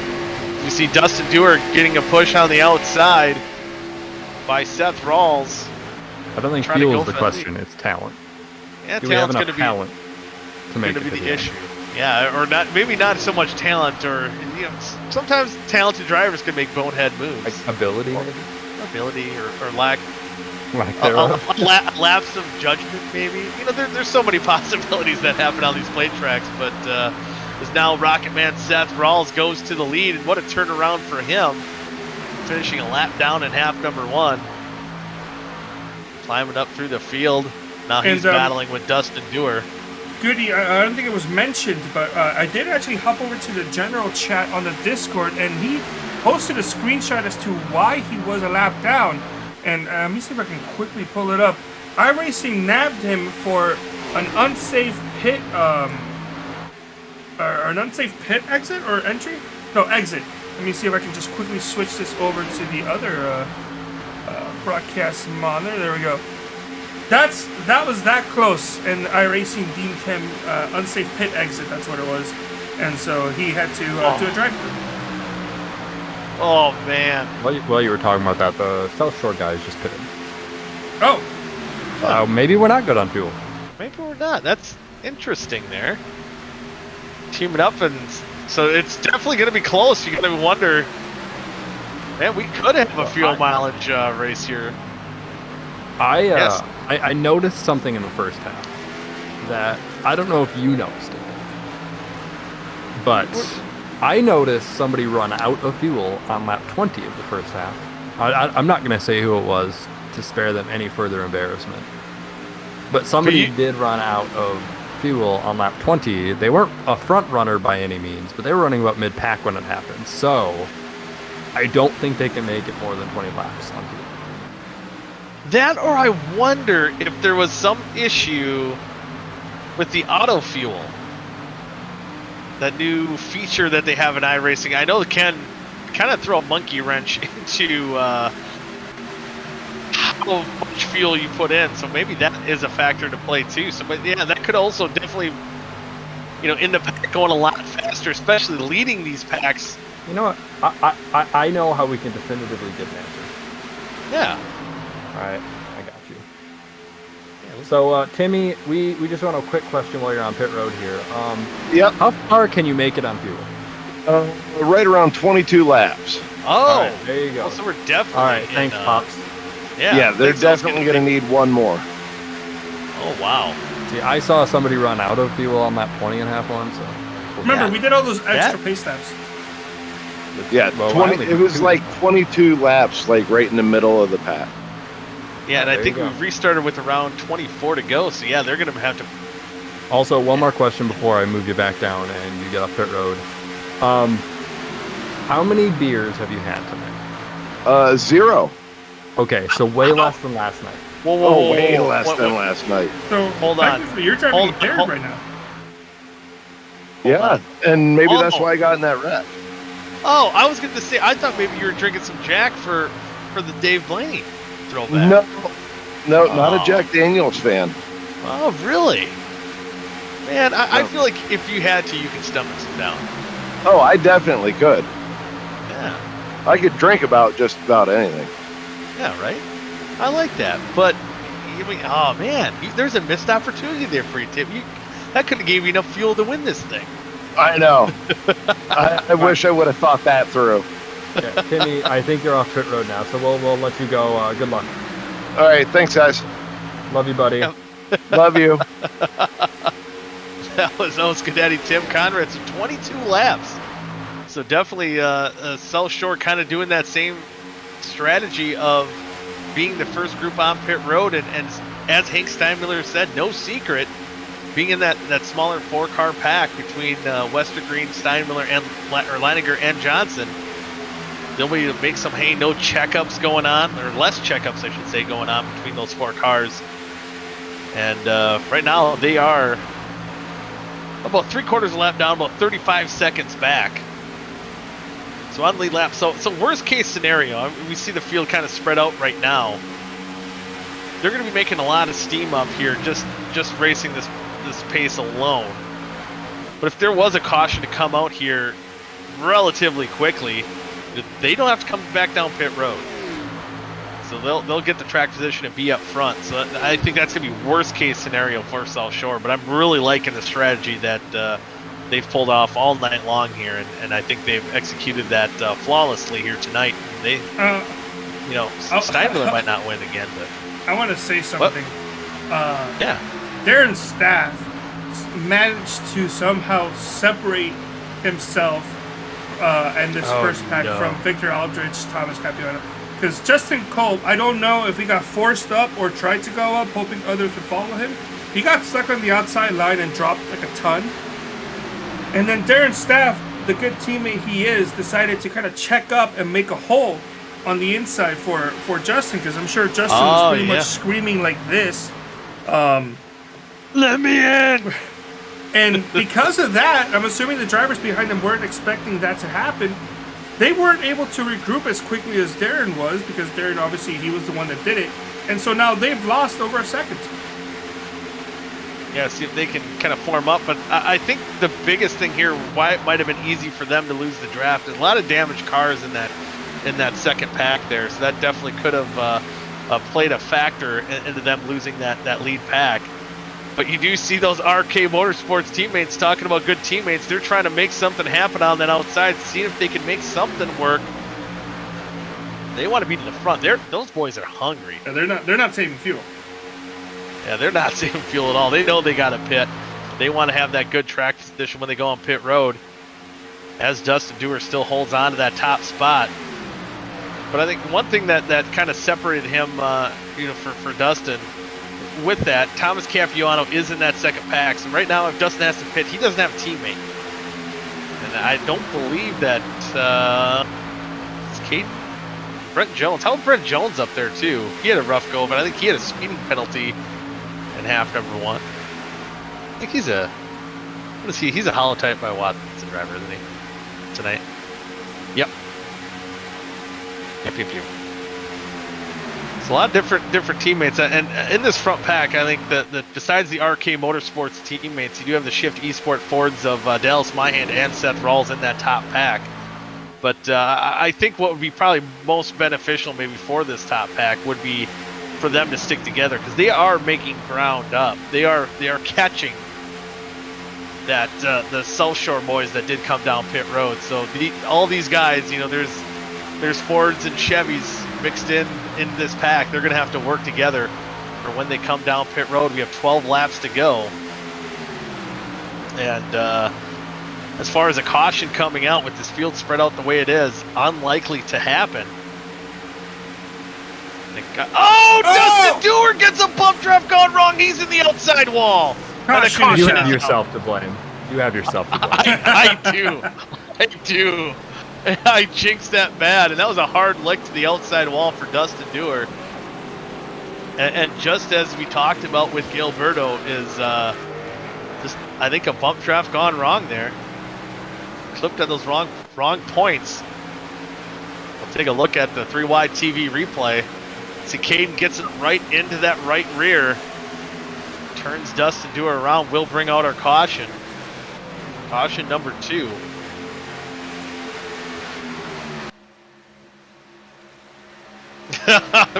Fix rat me out.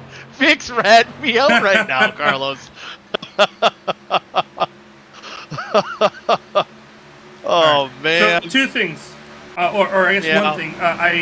I think after pit stops, I want to bring up Zach Evans because he's got some zingers ready for tonight, and also so that Vic can apologize to Zach for distracting him when he was 3 wide. Yeah, I'm not sorry. Yeah. Are you sorry about ratting me out? I'm definitely not sorry about that. Oh man. Well, hopefully for my pick and my buddy's sake, that damage isn't too bad. And he can at least contend for a solid run here tonight. But yeah, let's bring Zach Evans in here. Well, should we wait after pit stops? We'll wait. We'll let him. We won't want to screw him up again. We've already done that once, so we'll take these final pit stops. Is got 11 laps to go, so we should see those South Shore boys in 19th, 20th, 21st, and 22nd.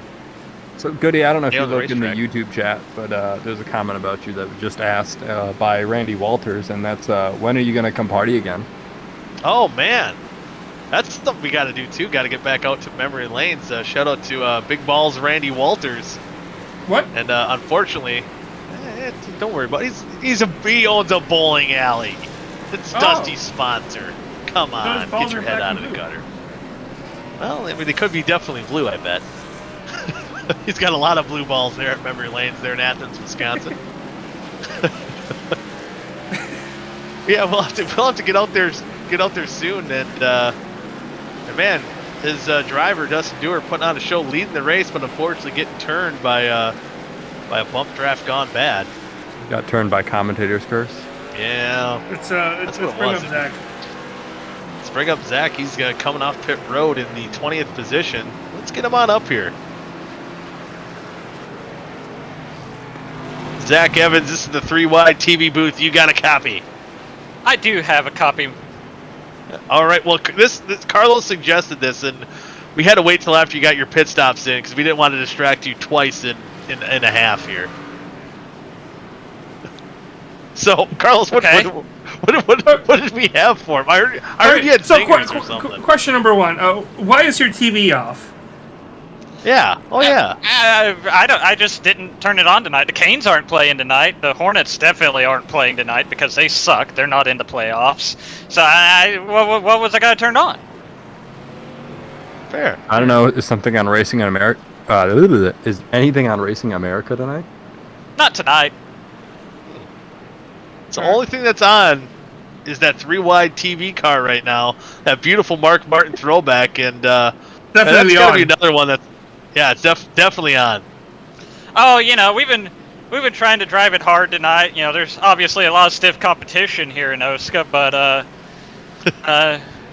got banged up a little bit. But I think we've got all the damage fixed, and hopefully now we've put ourselves in a good position here. We can now that the time is right. Hopefully we can have a happy ending here. Yeah, you get that happy ending. Sometimes you got to just shoot right through the middle, and I bet you can work your way. I did get fresh rubber. That's true. Went ahead topped off fuel. Little quickie pit stop.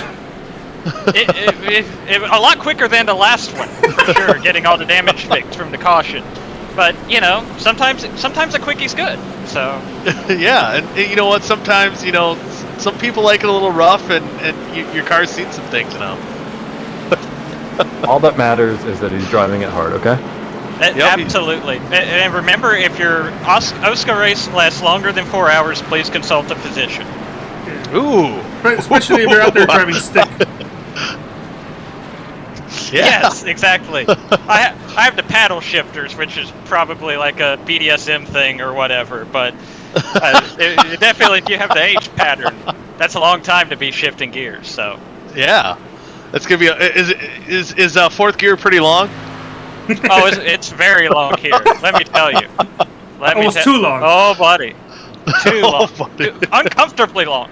Uncomfortable. Ooh. So what gear is the best? I heard the first gear is pretty short. You don't like that one? No, definitely don't like that one. Second's good to start things off. Where's he going? Anyway, and I'm getting distracted. But yeah, I think Fort's the favorite, or R for race. The race gear is also pretty good.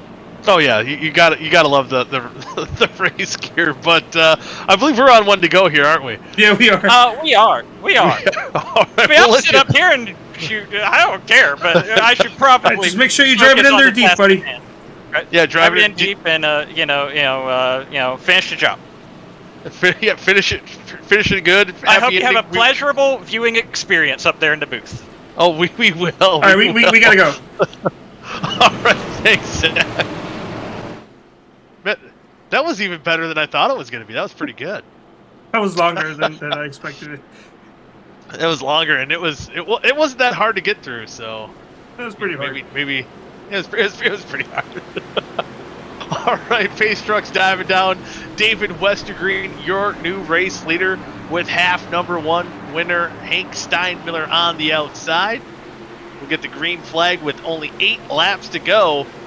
We're gonna see a lot of hungry drivers here. A lot of daring and dashing moves I think we'll be seeing yet to round out half number 2, our night of the VRA Throwback 200. And the green flag's out. Westergreen and Steinmiller on the loud pedal. Damian giving Westergreen a good push. Now we see these guys shuffling positions. That inside line not getting a lot of help, but Westergreen should be able to clear.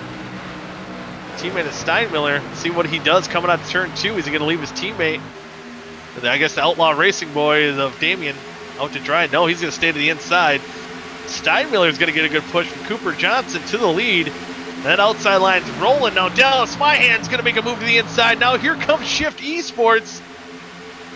They're going to try to take that cooperation medal back after South Shore snagged it away in half number 1. And how about this? Dallas Myhan to the inside looking to take a lead. See if who's going to lead this lap. Take it with 7 laps to go. Steinmiller on the outside will have it. 2 by 2. No one's making it 3 wide just yet. Still, I think a few more laps until we see anything tapping too crazy. How about Victor Aldrich there in the top 10 in that Scott Riggs throwback? Oh, Caden Tufts might be in the sucker hole here too in the middle. That might spark a 3 wide action going on. We'll see Kenton there joining him in the middle. Dustin Dewar as well. After getting spun, he's going to try to work his way back up through the field. This could be anyone's race now. 7 laps to go. Long way to go for Talladega here. Right now, that horse race up front between Dallas Monahan and Steinmiller. I think, Dallas Monahan fell back a little bit. That top line's rolling again. Here comes Braxton DeWeese on the inside. Gilberto, if you're still watching, here comes your S2 Race 2 teammate trying to make his way to the front. Oh boy, we had to figure that 52 car. There's no damage on that car this time. He's going to try to work his way on the top side. Oh boy, Victor Aldrich almost throwing a late block there. Cooper Johnson will successfully pull the block. Oh, Kolb goes down to the inside. Make a daring move, and he's gonna make a move to the lead. How about that? I think that Mike Wallace car wants revenge after that 2001 Talladega race. I can't remember if that was a spring or fall race that Dale Jr. bump drafted him wrong. But anyway, Kolb worked his way to the back to the front relatively quickly. How about Jordan Tarbell there as well? In the 4th position on that outside, right behind those South Shore Racing Chevrolets. Now the top side getting a little bit more of advantage here now. 5 laps to go here at Talladega. Cooper Johnson, man, that thing's got to be running hot here pretty quick. He's right on that back bumper of Hank Steinmiller, trying to pull that sweep here tonight. The virtual crowd goes wild. Hank Steinmiller's feeling the air. But I think if anyone's going to have anything to say about it, that 52 again wants that RK Super Speedway win here tonight. He wants redemption. Monza Oval, he came so close to winning that one. Got no help now. A few weeks ago, no help. And man, that inside line, people are going for it, but I don't think they can make that move. Jordan Tarbell on the inside now. His run kind of dies out. He's going to fall back a little bit. Here comes Westergreen in that middle line. Kind of fell back there a little bit, works his way back up into the 5th position. I think we might have to see 3 wide for anyone to try to beat those top 2 teammates. Something's got to give. Something's got to try to separate them out here a little bit. 4 laps to go here at Talladega. Here comes the outside line trying to make a run here. I think that's Thomas Capuano on the top side, trying to make a move, but Cooper Johnson quickly throws a block to the top lane. 52 just saved it again. Oh man, he had another. Man, where'd he fall back to? Man, these guys are shuffling positions just as quick as you can. Oh man, he's falling back here. Strong. Yeah, they got to form up here if they want to make a run. Here comes Capuano on the inside. No help. That might hurt him. See if anyone goes with him. Caden Tufts is going to give him a push to try to push him into that 3rd spot past Seth Rawls. But Rawls has got a good pusher in Kenton right now. These boys are going for it. 3 laps to go. Coming to 2 to go once they hit the line. Kenton's going to go down to the inside. These boys are still trying, but there's just not enough form down on the bottom to make any moves. Oh, Dewar goes around again. Oh, man. I think Zach Evans involved there as well. Another mini big one here. James Watson, Damian Leininger. I think Kolb turned Dewar that time. What was that? I think Kolb ended up turning Dewar. Turned Dewar? Yeah, those 2 guys, I think, trying to work their way to the front. Another bump draft gone wrong. And that will set us up for a green-white checkered. Dewar getting another pretty good hit there. Let's see who else is involved when we look at the 3 wide TV replay. Oh, yeah, Dewar just a little higher than I think Kolb expected. Getting into that right side again, right side again. Braxton DeWeese also involved. A pretty good hit between Damian Leininger and James Watson there as well. Side-by-side hit. Dewar is keeping it rolling. A checkup, it looks like. Or left side. Yeah, checkup kind of quickly happening. On the top side was rolling, but quickly had to check up. Just again, getting down to a couple laps to go. And a long, hard night for Zach Evans. And then the way he wants to. Ooh, just makes contact. Oh, man. There goes Zach Evans there, laying in a puddle of his own mess. I don't know what to say to that. Come on now, man. I mean, it wasn't that messy. I think he can clean himself up. And he can go back for round number 3 here. Still some rigidity in that car left. Yeah, there's some rigidity in that car. Pace truck almost committed vehicular manslaughter. Man, he was barreling through it like 100 miles an hour. He wasn't messing around there. Holy crap. Wow. Okay, when the pace truck got to the middle of the backstretch and everybody had to check up because it just dead stopped. It's great. Yeah, that's one thing. I've noticed the pace truck has been doing that lately, or pace cars will come on a pit road at like 900 miles an hour and then crawl to 2 miles an hour by the time they get to the end of the road here. Oh, we do see Steinmiller on the apron now. I wonder if that means, or maybe he's faking. You never know. Are they going to be short on fuel? Well, where they pitted, They I think they last pitted lap 22, or with 22 to go rather. So they might be close. And is again, if missing a front bumper, probably, and a hood. A hood too. When did that happen? It didn't even look like he got hit that bad. No, because after he ended up turning Dewar, there was a contact in front of him that resulted in another person coming down in front of him. Oh man. Definitely check. How about Cody McLean in 6th spot? Oh, that's not. We made fun of that pick. Yeah, he got hit under our first caution here. Cody? Yeah, where's Cody at? Get him on up here. Let him know that his race relies on how good he finishes, because Bayou picked him. Yeah, for a second race in a row. Where is that man? There he is. Cody McLean, this is the 3 wide TV booth. You got a copy? Yeah, I got you. Yeah, good. So yeah, you're sitting here 6th spot. We're gonna have a green-white checkered, and you got jinxed twice here by our championship or broadcast championship points leader Matthew Bayuk.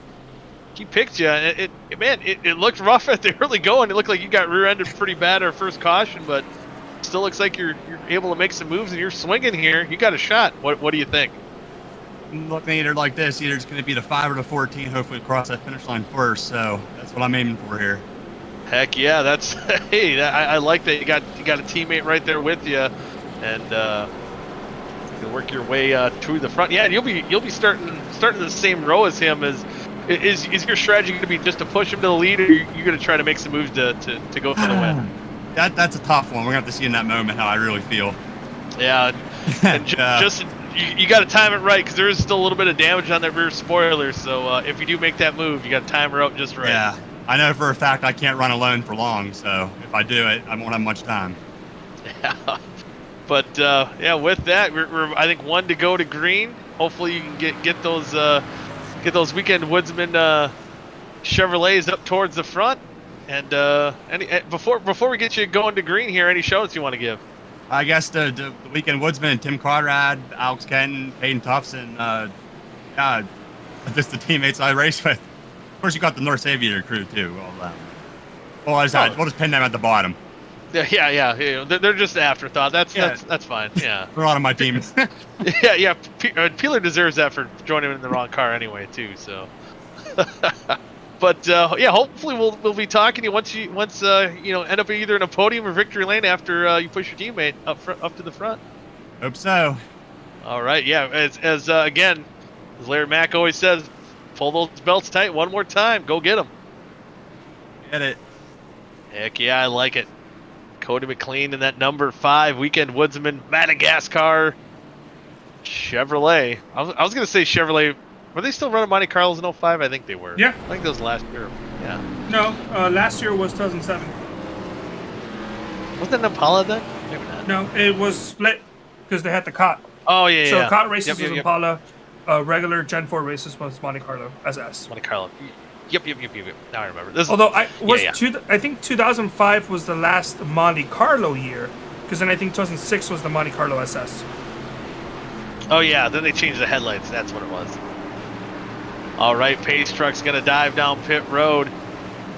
Hank Steinmiller's gonna lead the field to a green-white checkered. Now he's not gonna be on that top side. Doesn't have his teammate alongside him either. This could be anyone's race. Green flag is out. 3 laps to go. Once they hit the line, 2 to go. Steinmiller with a good jump, but I think Kenton's going to have a good push. Wow, those top 4 break away. That could be bad news. Oh, no help whatsoever. See if McLean joins his teammate. Oh yeah, he is on his bumper. He's following wherever that 14 car is going. Like the 5 car is going to go with him. That did also lead Cooper Johnson to join that pack as well. Or to join his teammate, I should say. For the 3-wide TV multicam. Hank Steinmiller Jr. pulling the Piper Jr. line, running that top side. Cody McLean's going to look on the inside. He's going to try to make a push towards the lead as we're coming to the white flag. The guys in the back trying to get any last position they can. No help really from the bottom side. But here comes Cody McLean. Oh, they're running this out white flag. And now we do have Shift Esports on the top side as well formed. They're not going to stay behind those so short guys for long. But that 91 car, he can run that thing hot. I think he can make it a full lap if he was cool enough. Once they took the white flag, he should be able to push them all the way back around. Steinmiller's trying to pull the sweep here tonight. But here comes Braxton DeWeese, Seth Rawls in those Fords trying to make one last run. Here comes Dallas Myhan to the inside making a move. Oh! Oh, look, oh boy! Here it goes. Cooper Johnson's going to take the lead. Oh, they're wrecking! Oh boy, who's going to win? I think Cooper Johnson's going to have it. No, he gets turned. Seth Rawls and Western Green are beating him back, and Western Green wins! What? What just happened? I don't know. Wow. What a finish to this race when it looked like Steinmiller had it. A little bump draft gone wrong. It looked like Cooper was going to have it, and then he got turned. And it became a drag race between Seth Rawls and Western Green. And oh boy, I don't think his car turns that well. And man, oh man. Take a look. Wow. See Rawls trying to make that held move. His lane, 25 held his lane. Held his lane. That was a Kozlowski move. And wow, Western Green taking the run, just beating out Seth Rawls at the line. How about that? The 9 cars back in victory lane. Wisconsin proud, Travis Quapple throwback, burning it down. What a finish. Just when you think you could have wrote the script for that final lap, it was topsy-turvy.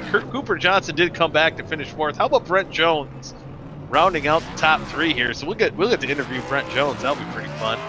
Caden Tufts in 5th, Thomas Capuano 6th. Cody McLean did hang on for a 7th position run. Victor Aldrich 8th, Alex Kenton in 9th, and Jordan Tarble round out your top 10.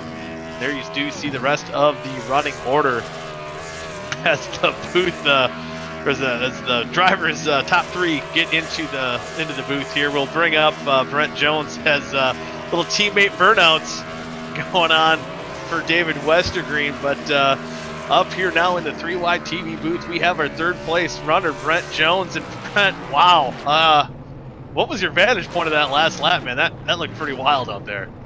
Reminded me of the last lap of 500 in our league we ran in like me this year. And holy.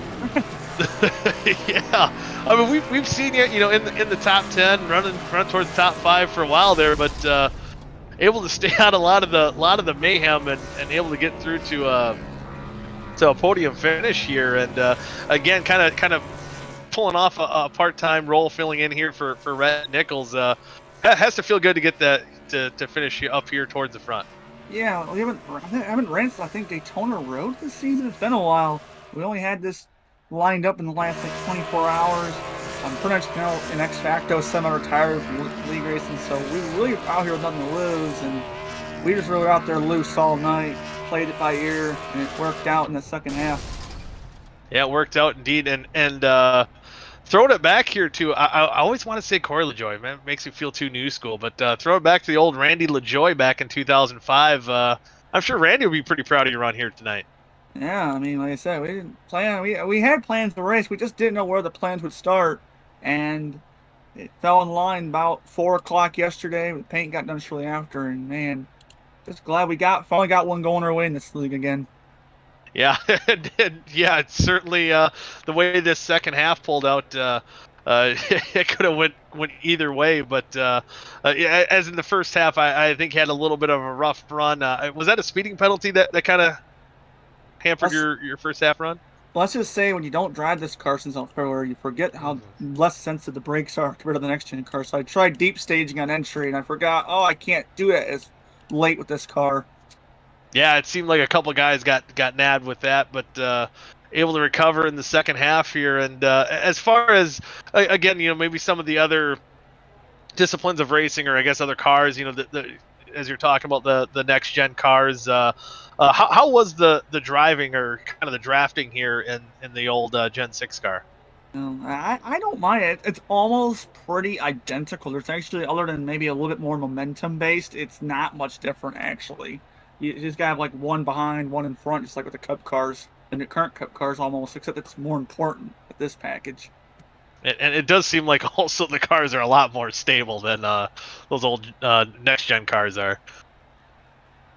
But with that, Brent, before we let you go celebrate awesome podium finish here tonight, any shout-outs you want to give? Yeah, we got a few. This is gonna be different from the usual list. I mean, give a shout out to Nicholas Monticelli, first of all, got me this ride, like I said, 4 o'clock yesterday. Vic Bloom for the paint. Gotta give a shout out to Team Watson Racing Setups, which is pretty much the X Facto sponsor on this car anyways. It's the only one we actually have. Hey. Luis Gonzalez Moray, he was my bed. He's been my rock for the whole dang time, especially after last night. Give a shout to Kevin Grusnig, who's a person I've met lately as well. Shout to you, Goody, Mrs. Goody's Goodies, and everyone else in between there. We've been wanting a good run this league for a while, and we finally got one. Didn't expect to happen this soon. Hey, you got to take them when you can, and with that, before we let you go here too, is there any plans to kind of dabble back here in OSCA competition before the season's done with? Well, you might see me back next week, actually. At this point, I don't know where, don't know how, but you might see me back here next week. So you're saying you're available? Interesting. All right. Well, I'd love to hear that, Brent. And with that, we'll let you go celebrate. And again, awesome run, especially as you said, kind of things going a little awry the past 24 hours with some of the other league races going on. So it's good to see you. Good to see you running up front. Cheers to that, buddy. Wouldn't take it any other way. Heck yeah, I love it. That's Brent Jones coming home in the third position here tonight. But up next, a man who's got to be a little disappointed. Thought maybe about 100 yards to the line. Thought maybe he'd have a victory. And man, Seth, it looked like a little Days of Thunder action going on that last lap. But man, talk us through your night tonight. Yeah, first and foremost, I'm the bigger man here. I did not mean to clip Cooper there. I'll try to explain it as best I can. I know it looks really bad probably on the thing. I did not want to go under the yellow line. I don't know if it's legal or not. I kind of forgot. Vic, if you could fill me in or fill someone in. I totally forgot.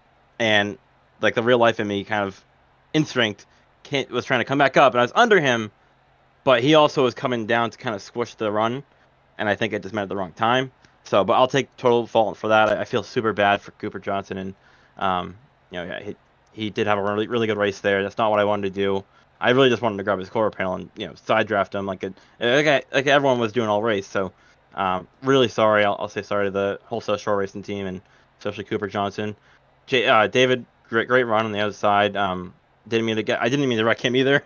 I was all out of control from Cooper. I feel like a really bad guy right now on probation. So hopefully nothing happens, please and thank you. So that was not how I wanted to finish the thing. I wanted to be clean. I was fine ending under yellow if you're asking me.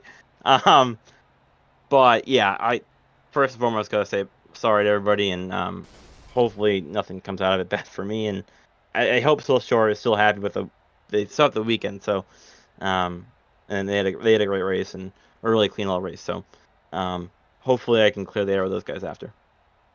Yeah, and certainly kind of just, old guy watching up here in the booth that last lap. And, since we're here at the throwback race as well, you might have poked your couple tires right on the line. We've seen that even earlier. We saw what the penalty that kind of hampered your first half, just barely being on that line to get an unsafe pit exit. But coming through the trial, it looked like you just kind of ducked those left sides maybe a little bit below. But it looked like you reestablished yourself in position, and it almost looked identical to the incident between Carl Edwards and Brent Keselowski. It did. Where you kind of had to hold your ground at that point. I know. And well, because these runs are so big. These runs are so huge, and like honestly, I didn't make my move in turn 3 just knowing that these runs are just massive. I mean, Westergreen, where did he come from that last tri-oval? I mean, he was full line. I mean, these runs are insane. So. And I thought, I had a run on him. He blocked me once, which is totally okay. And then I thought I got under him, which when I went into the apron, and then I came back up, and I think we were both going for the same real estate, like Carl Edwards and Brent Keselowski. Luckily, he didn't go on the catch fence. That would have been really bad. The virtual catch fence, that would have been really bad. So happy that didn't happen. But yeah, I mean, that's just a product of this kind of package. I think, you've seen it in real life with the huge runs you're getting. Like, it is crazy. And I didn't want to like back out of it because then I would just been swallowed up. So, it sucks. It's a bummer, but I'll take second. Yeah, it's last lap. You got to keep your foot in it. Indeed, it's something definitely hard to roll out of it. But next week, well, for one, I guess we look at the half number one again not going your way, but getting the second place, sets you up. I think pretty good in the points wise. Pretty good overall points tonight, especially with your teammate Nick not having the best of nights. Although somehow he finished back in 15th. What a job for him with his car looked pretty bad there for a while. But so good. I think a decent points night for you from what you could expect at a Talladega race. But what's your outlook next week going into Richmond? Richmond, that's a low down for us, right? We'll see how it goes. Never been my best track, never been my worst track. Kind of mid. But hey, come out of here. I gotta fix my consistency. That's what I gotta do. I don't think I've finished top 10 in both halves in a while. So if I can fix my consistency next week, that'd be great. That'd be helpful for the points to get momentum rolling to the playoffs. I think I should be good. Hopefully with that, it's a good run. I think at the end, but yeah, we'll see how it goes next week and just play it week by week. Yeah, we'll hopefully we'll see up here at least in the booth by the end of next week as well. But before I get to your shout outs here, I gotta ask. I kind of forgot to ask Brent. Besides a car that you painted, because you had some, you might steal the show here. You had some awesome throwbacks. I still love the old Mrs. Goodies car. That was that was awesome. That came out good. That came out real good. All your cars did. But besides a car that you painted, what was your favorite throwback here tonight? Oh, that's a tough question. Put me on the spot.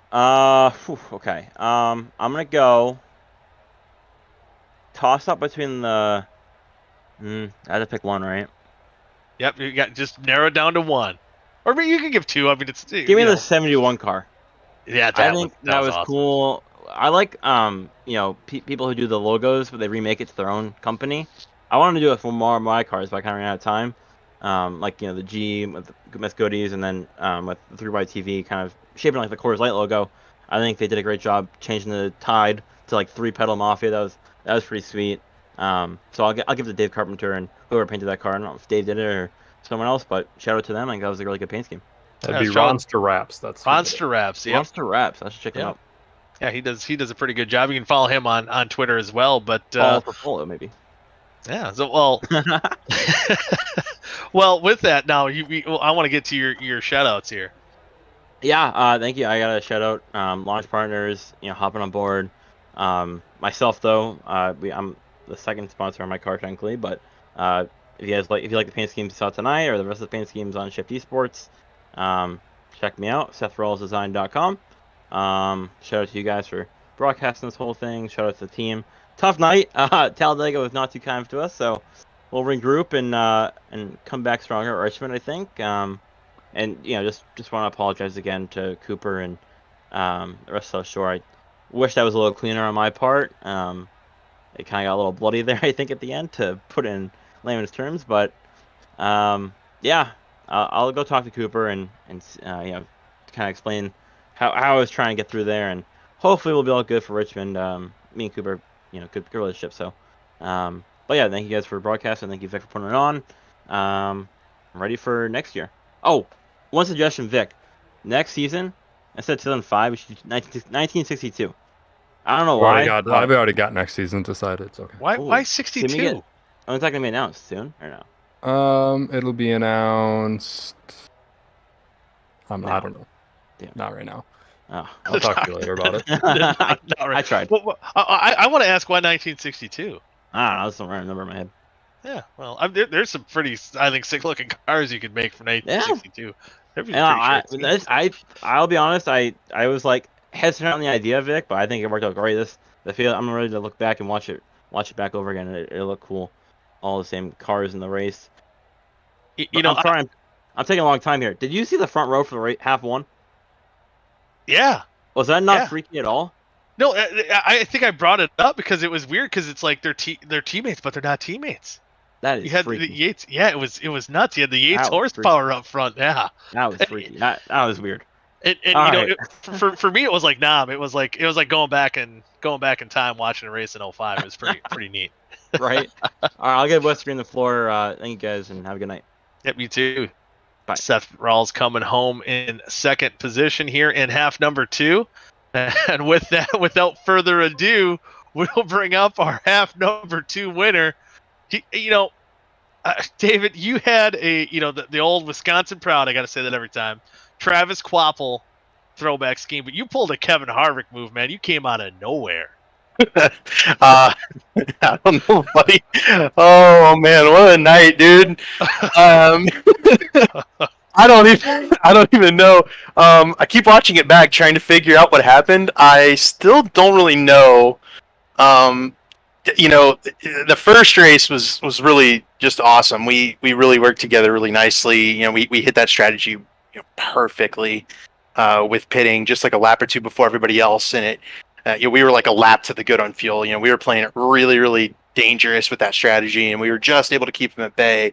I jumped to the outside. I was trying to get my teammates there, but it ended up not working out. But I was really glad to just have like the 1, 2, 3 finish, and then we were just kind of playing with house money in race 2. And man, I thought we were done, dude. I had the lead on that restart with like 10 to go. And I kept it on the bottom. I was like, oh, it's fine. We'll just have each lane. And the bottom was just completely horrible. And the top was, I couldn't do anything. We had nothing. We fell all the way to the back of the pack. I got in that wreck a little bit. I had like a 0x, and I figured, we'll just keep it up. I think people stayed out that had damage, which saved my butt. Outright saved my butt. I thought we were absolutely done. In terms of, sorry, my beer's here. Thank you.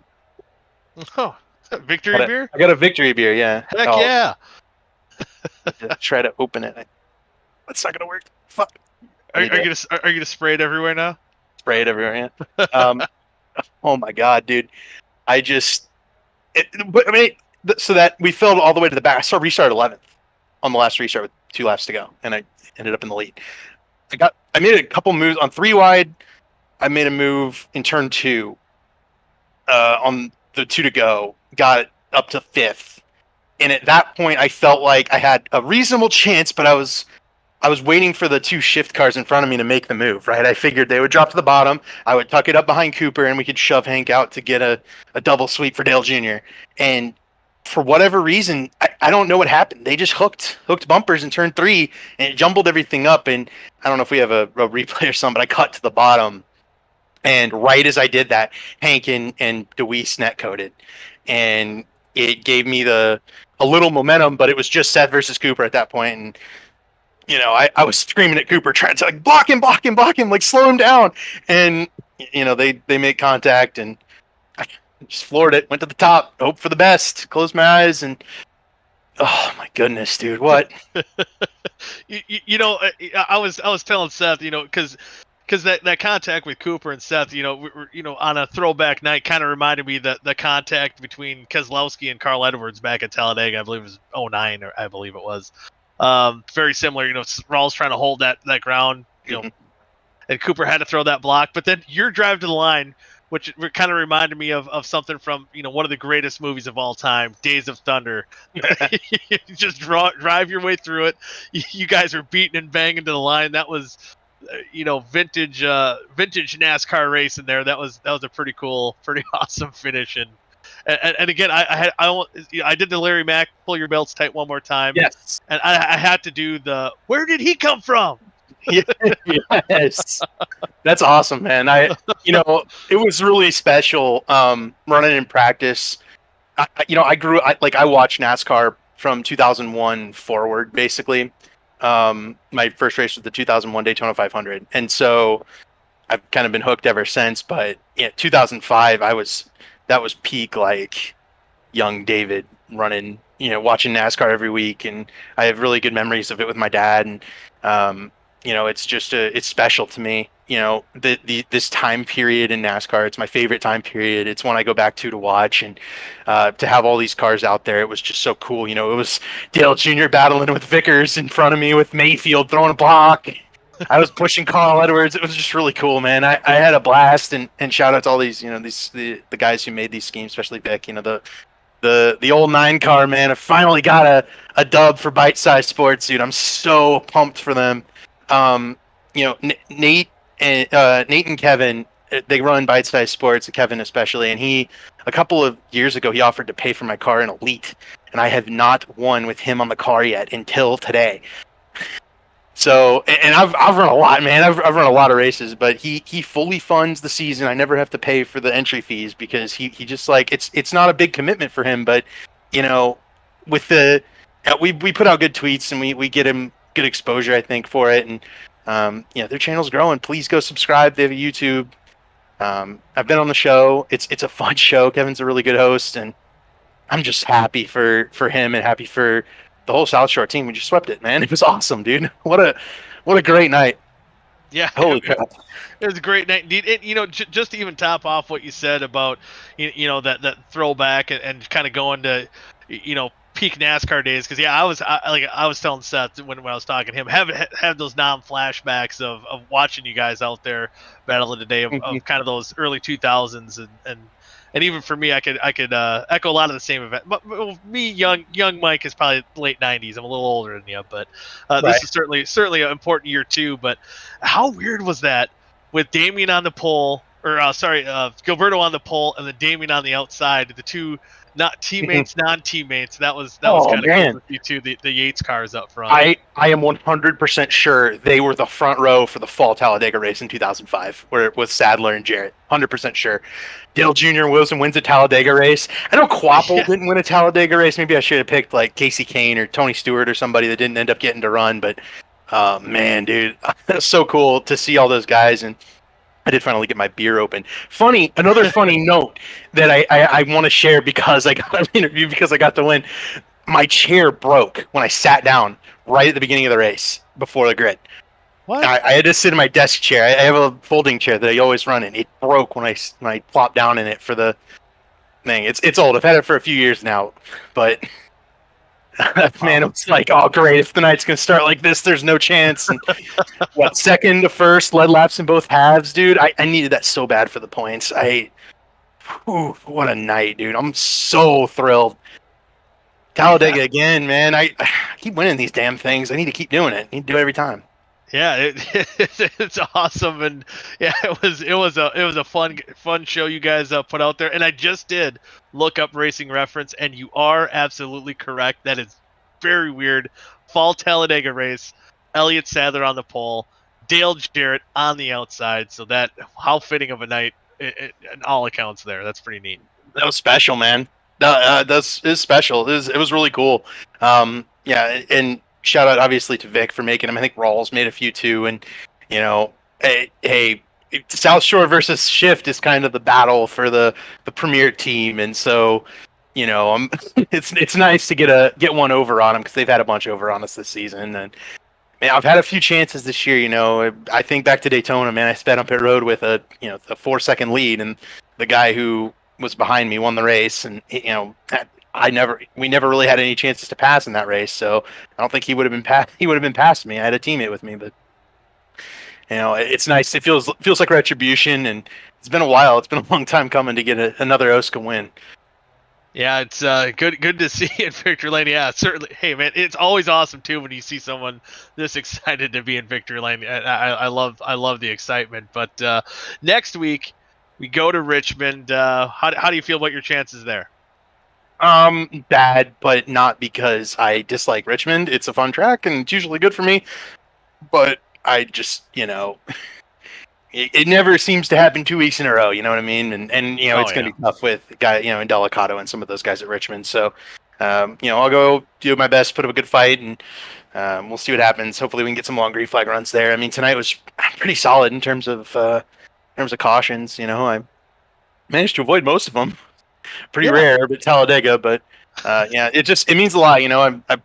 I'm second, I think, all time in OSCA starts in this series, and I've put a lot of time and effort into kind of helping this league along, and working with Vic, and working with my team, and building a group that I really enjoy racing with. And shout out to all those guys, obviously Damien and Hank and Cooper and Adam. Adam got sucked into a bunch of crummy rags. I think Cooper ran out of gas in the first half. Got obviously spun coming to the line there. I've been there, man. I've been there at this track. Spun coming to the line when you have one in the bag, and it's no fun, but. We worked really well together, and it was a really fun race. It feels so good to finally get one. Yeah, it's awesome. But I have to ask you, because I did ask almost everyone, what was your favorite throwback besides maybe your own? What was your favorite throwback out there tonight? Oh man, I'm going Dale Jarrett. Damien's Dale Jarrett car. That was a good one. Yeah. It was really, really good. He threw it on us at the last minute, and so we were trying to grab one of our backup subs to jump in it, and I really liked that one. I was also a big fan of the Vickers car, the one that I'm in the photo finish with there. Seth did a pretty good job on that one. I really liked that one. And then Jeff Gordon, Adam's scheme was really, really solid. Wish he got a little more chance to feature it. He was just kind of buried a couple of those times, and then got wrecked in the second half. But the Jeff Green one for James was really good too. Yeah, there was a lot of good throwbacks. Yeah, everyone who painted them deserves to pat themselves on the back. You too, you too. You did. I did a few. Yeah, I did a few of them. But yeah, even Ronster Raps doing one of the favorite ones. Carpenter. Tide Ride. Yep, Tide Ride was good. I should have mentioned that one too. Yeah, it was good. Yeah, I don't think you can go wrong with a lot of the cars out there. It was pretty neat to see. So yeah, it was a awesome, fun night, and yeah, can't wait till we can do this again. Heck, Rawls is already talking about. He wants to do 2006. I think it's a great idea. I think we should do 2006. It was awesome. No. I've already decided on what we're doing. Rawls wanted to do 1962. That's what you brought up. I've already decided on what we're doing next season. Okay. We already got this was awesome though. This was genuinely special. Everyone's gonna like it. So. All right. Yeah. Sounds good to me. I'm ready, man. I'm ready for the new cars. These cars are not my favorite, but hey, we'll take it. It is what it is. We'll go with it. Yeah, you got one in the Gen 6 now, so so yeah, you can tally that up on the win board. But before we let you go celebrate that win, pour that victory beer down your gullet and all over yourself. You're gonna be spraying all over the room. You're gonna be excited. Any shout outs you want to give? First of all, once again, Bite Size Sports, Kevin Demek, Nathan Benham, Traders Brewing Company. VRA, which is the league Tim Conrad runs on Monday nights. He sponsors Adam's Car. Bafflet Podcast, which is a podcast that I run with Damien and Matt Arcara, who's been in OSCA before. We usually set that up on Wednesday mornings. It's all of MLB podcast. Go download it. Go listen to it. I really loved working on it. And, it sponsors Damien's car. It sponsors Cooper's car. And then DSCR, league by Johnny Eckert, who's run with us a bunch this year. We kind of combined Outlaw and South Shore a little bit, and he and DJ Weeks have both been working with us, and it's been a really awesome season for us thus far. We have a bunch of wins, man. It's been really nice, and and then shout out to all those guys: Cooper, Damien, Hank, Adam, for the racing tonight. Couldn't have done it without them, obviously, and hey, shout out to Vic for the league, and Carlos and me will be broadcasting Monday night in Urska on 3Y TV. It might also be on Belly Up Sports' channel, so come out, listen to us there. Be on Belly Up Sports channel. Yeah, so you'll see it. You'll see it on Twitter, and that's it for me, man. I'm pumped, dude. Let's go. We won in Talladega again. Hey, but before you go, I'm just gonna say, since you are broadcasting, you and Carlos, I'm just sit down serious talk now. You watch out for Team Volkswagen Monday night. Team Volkswagen. Is that you good? That's you good, runner? Yep. Do good. We got a Volkswagen Beetle. We got a Jetta out there, and Dusty's gonna be having a Passat. So I heard Dusty spun Damien on lap 1. I heard some bad things happened already.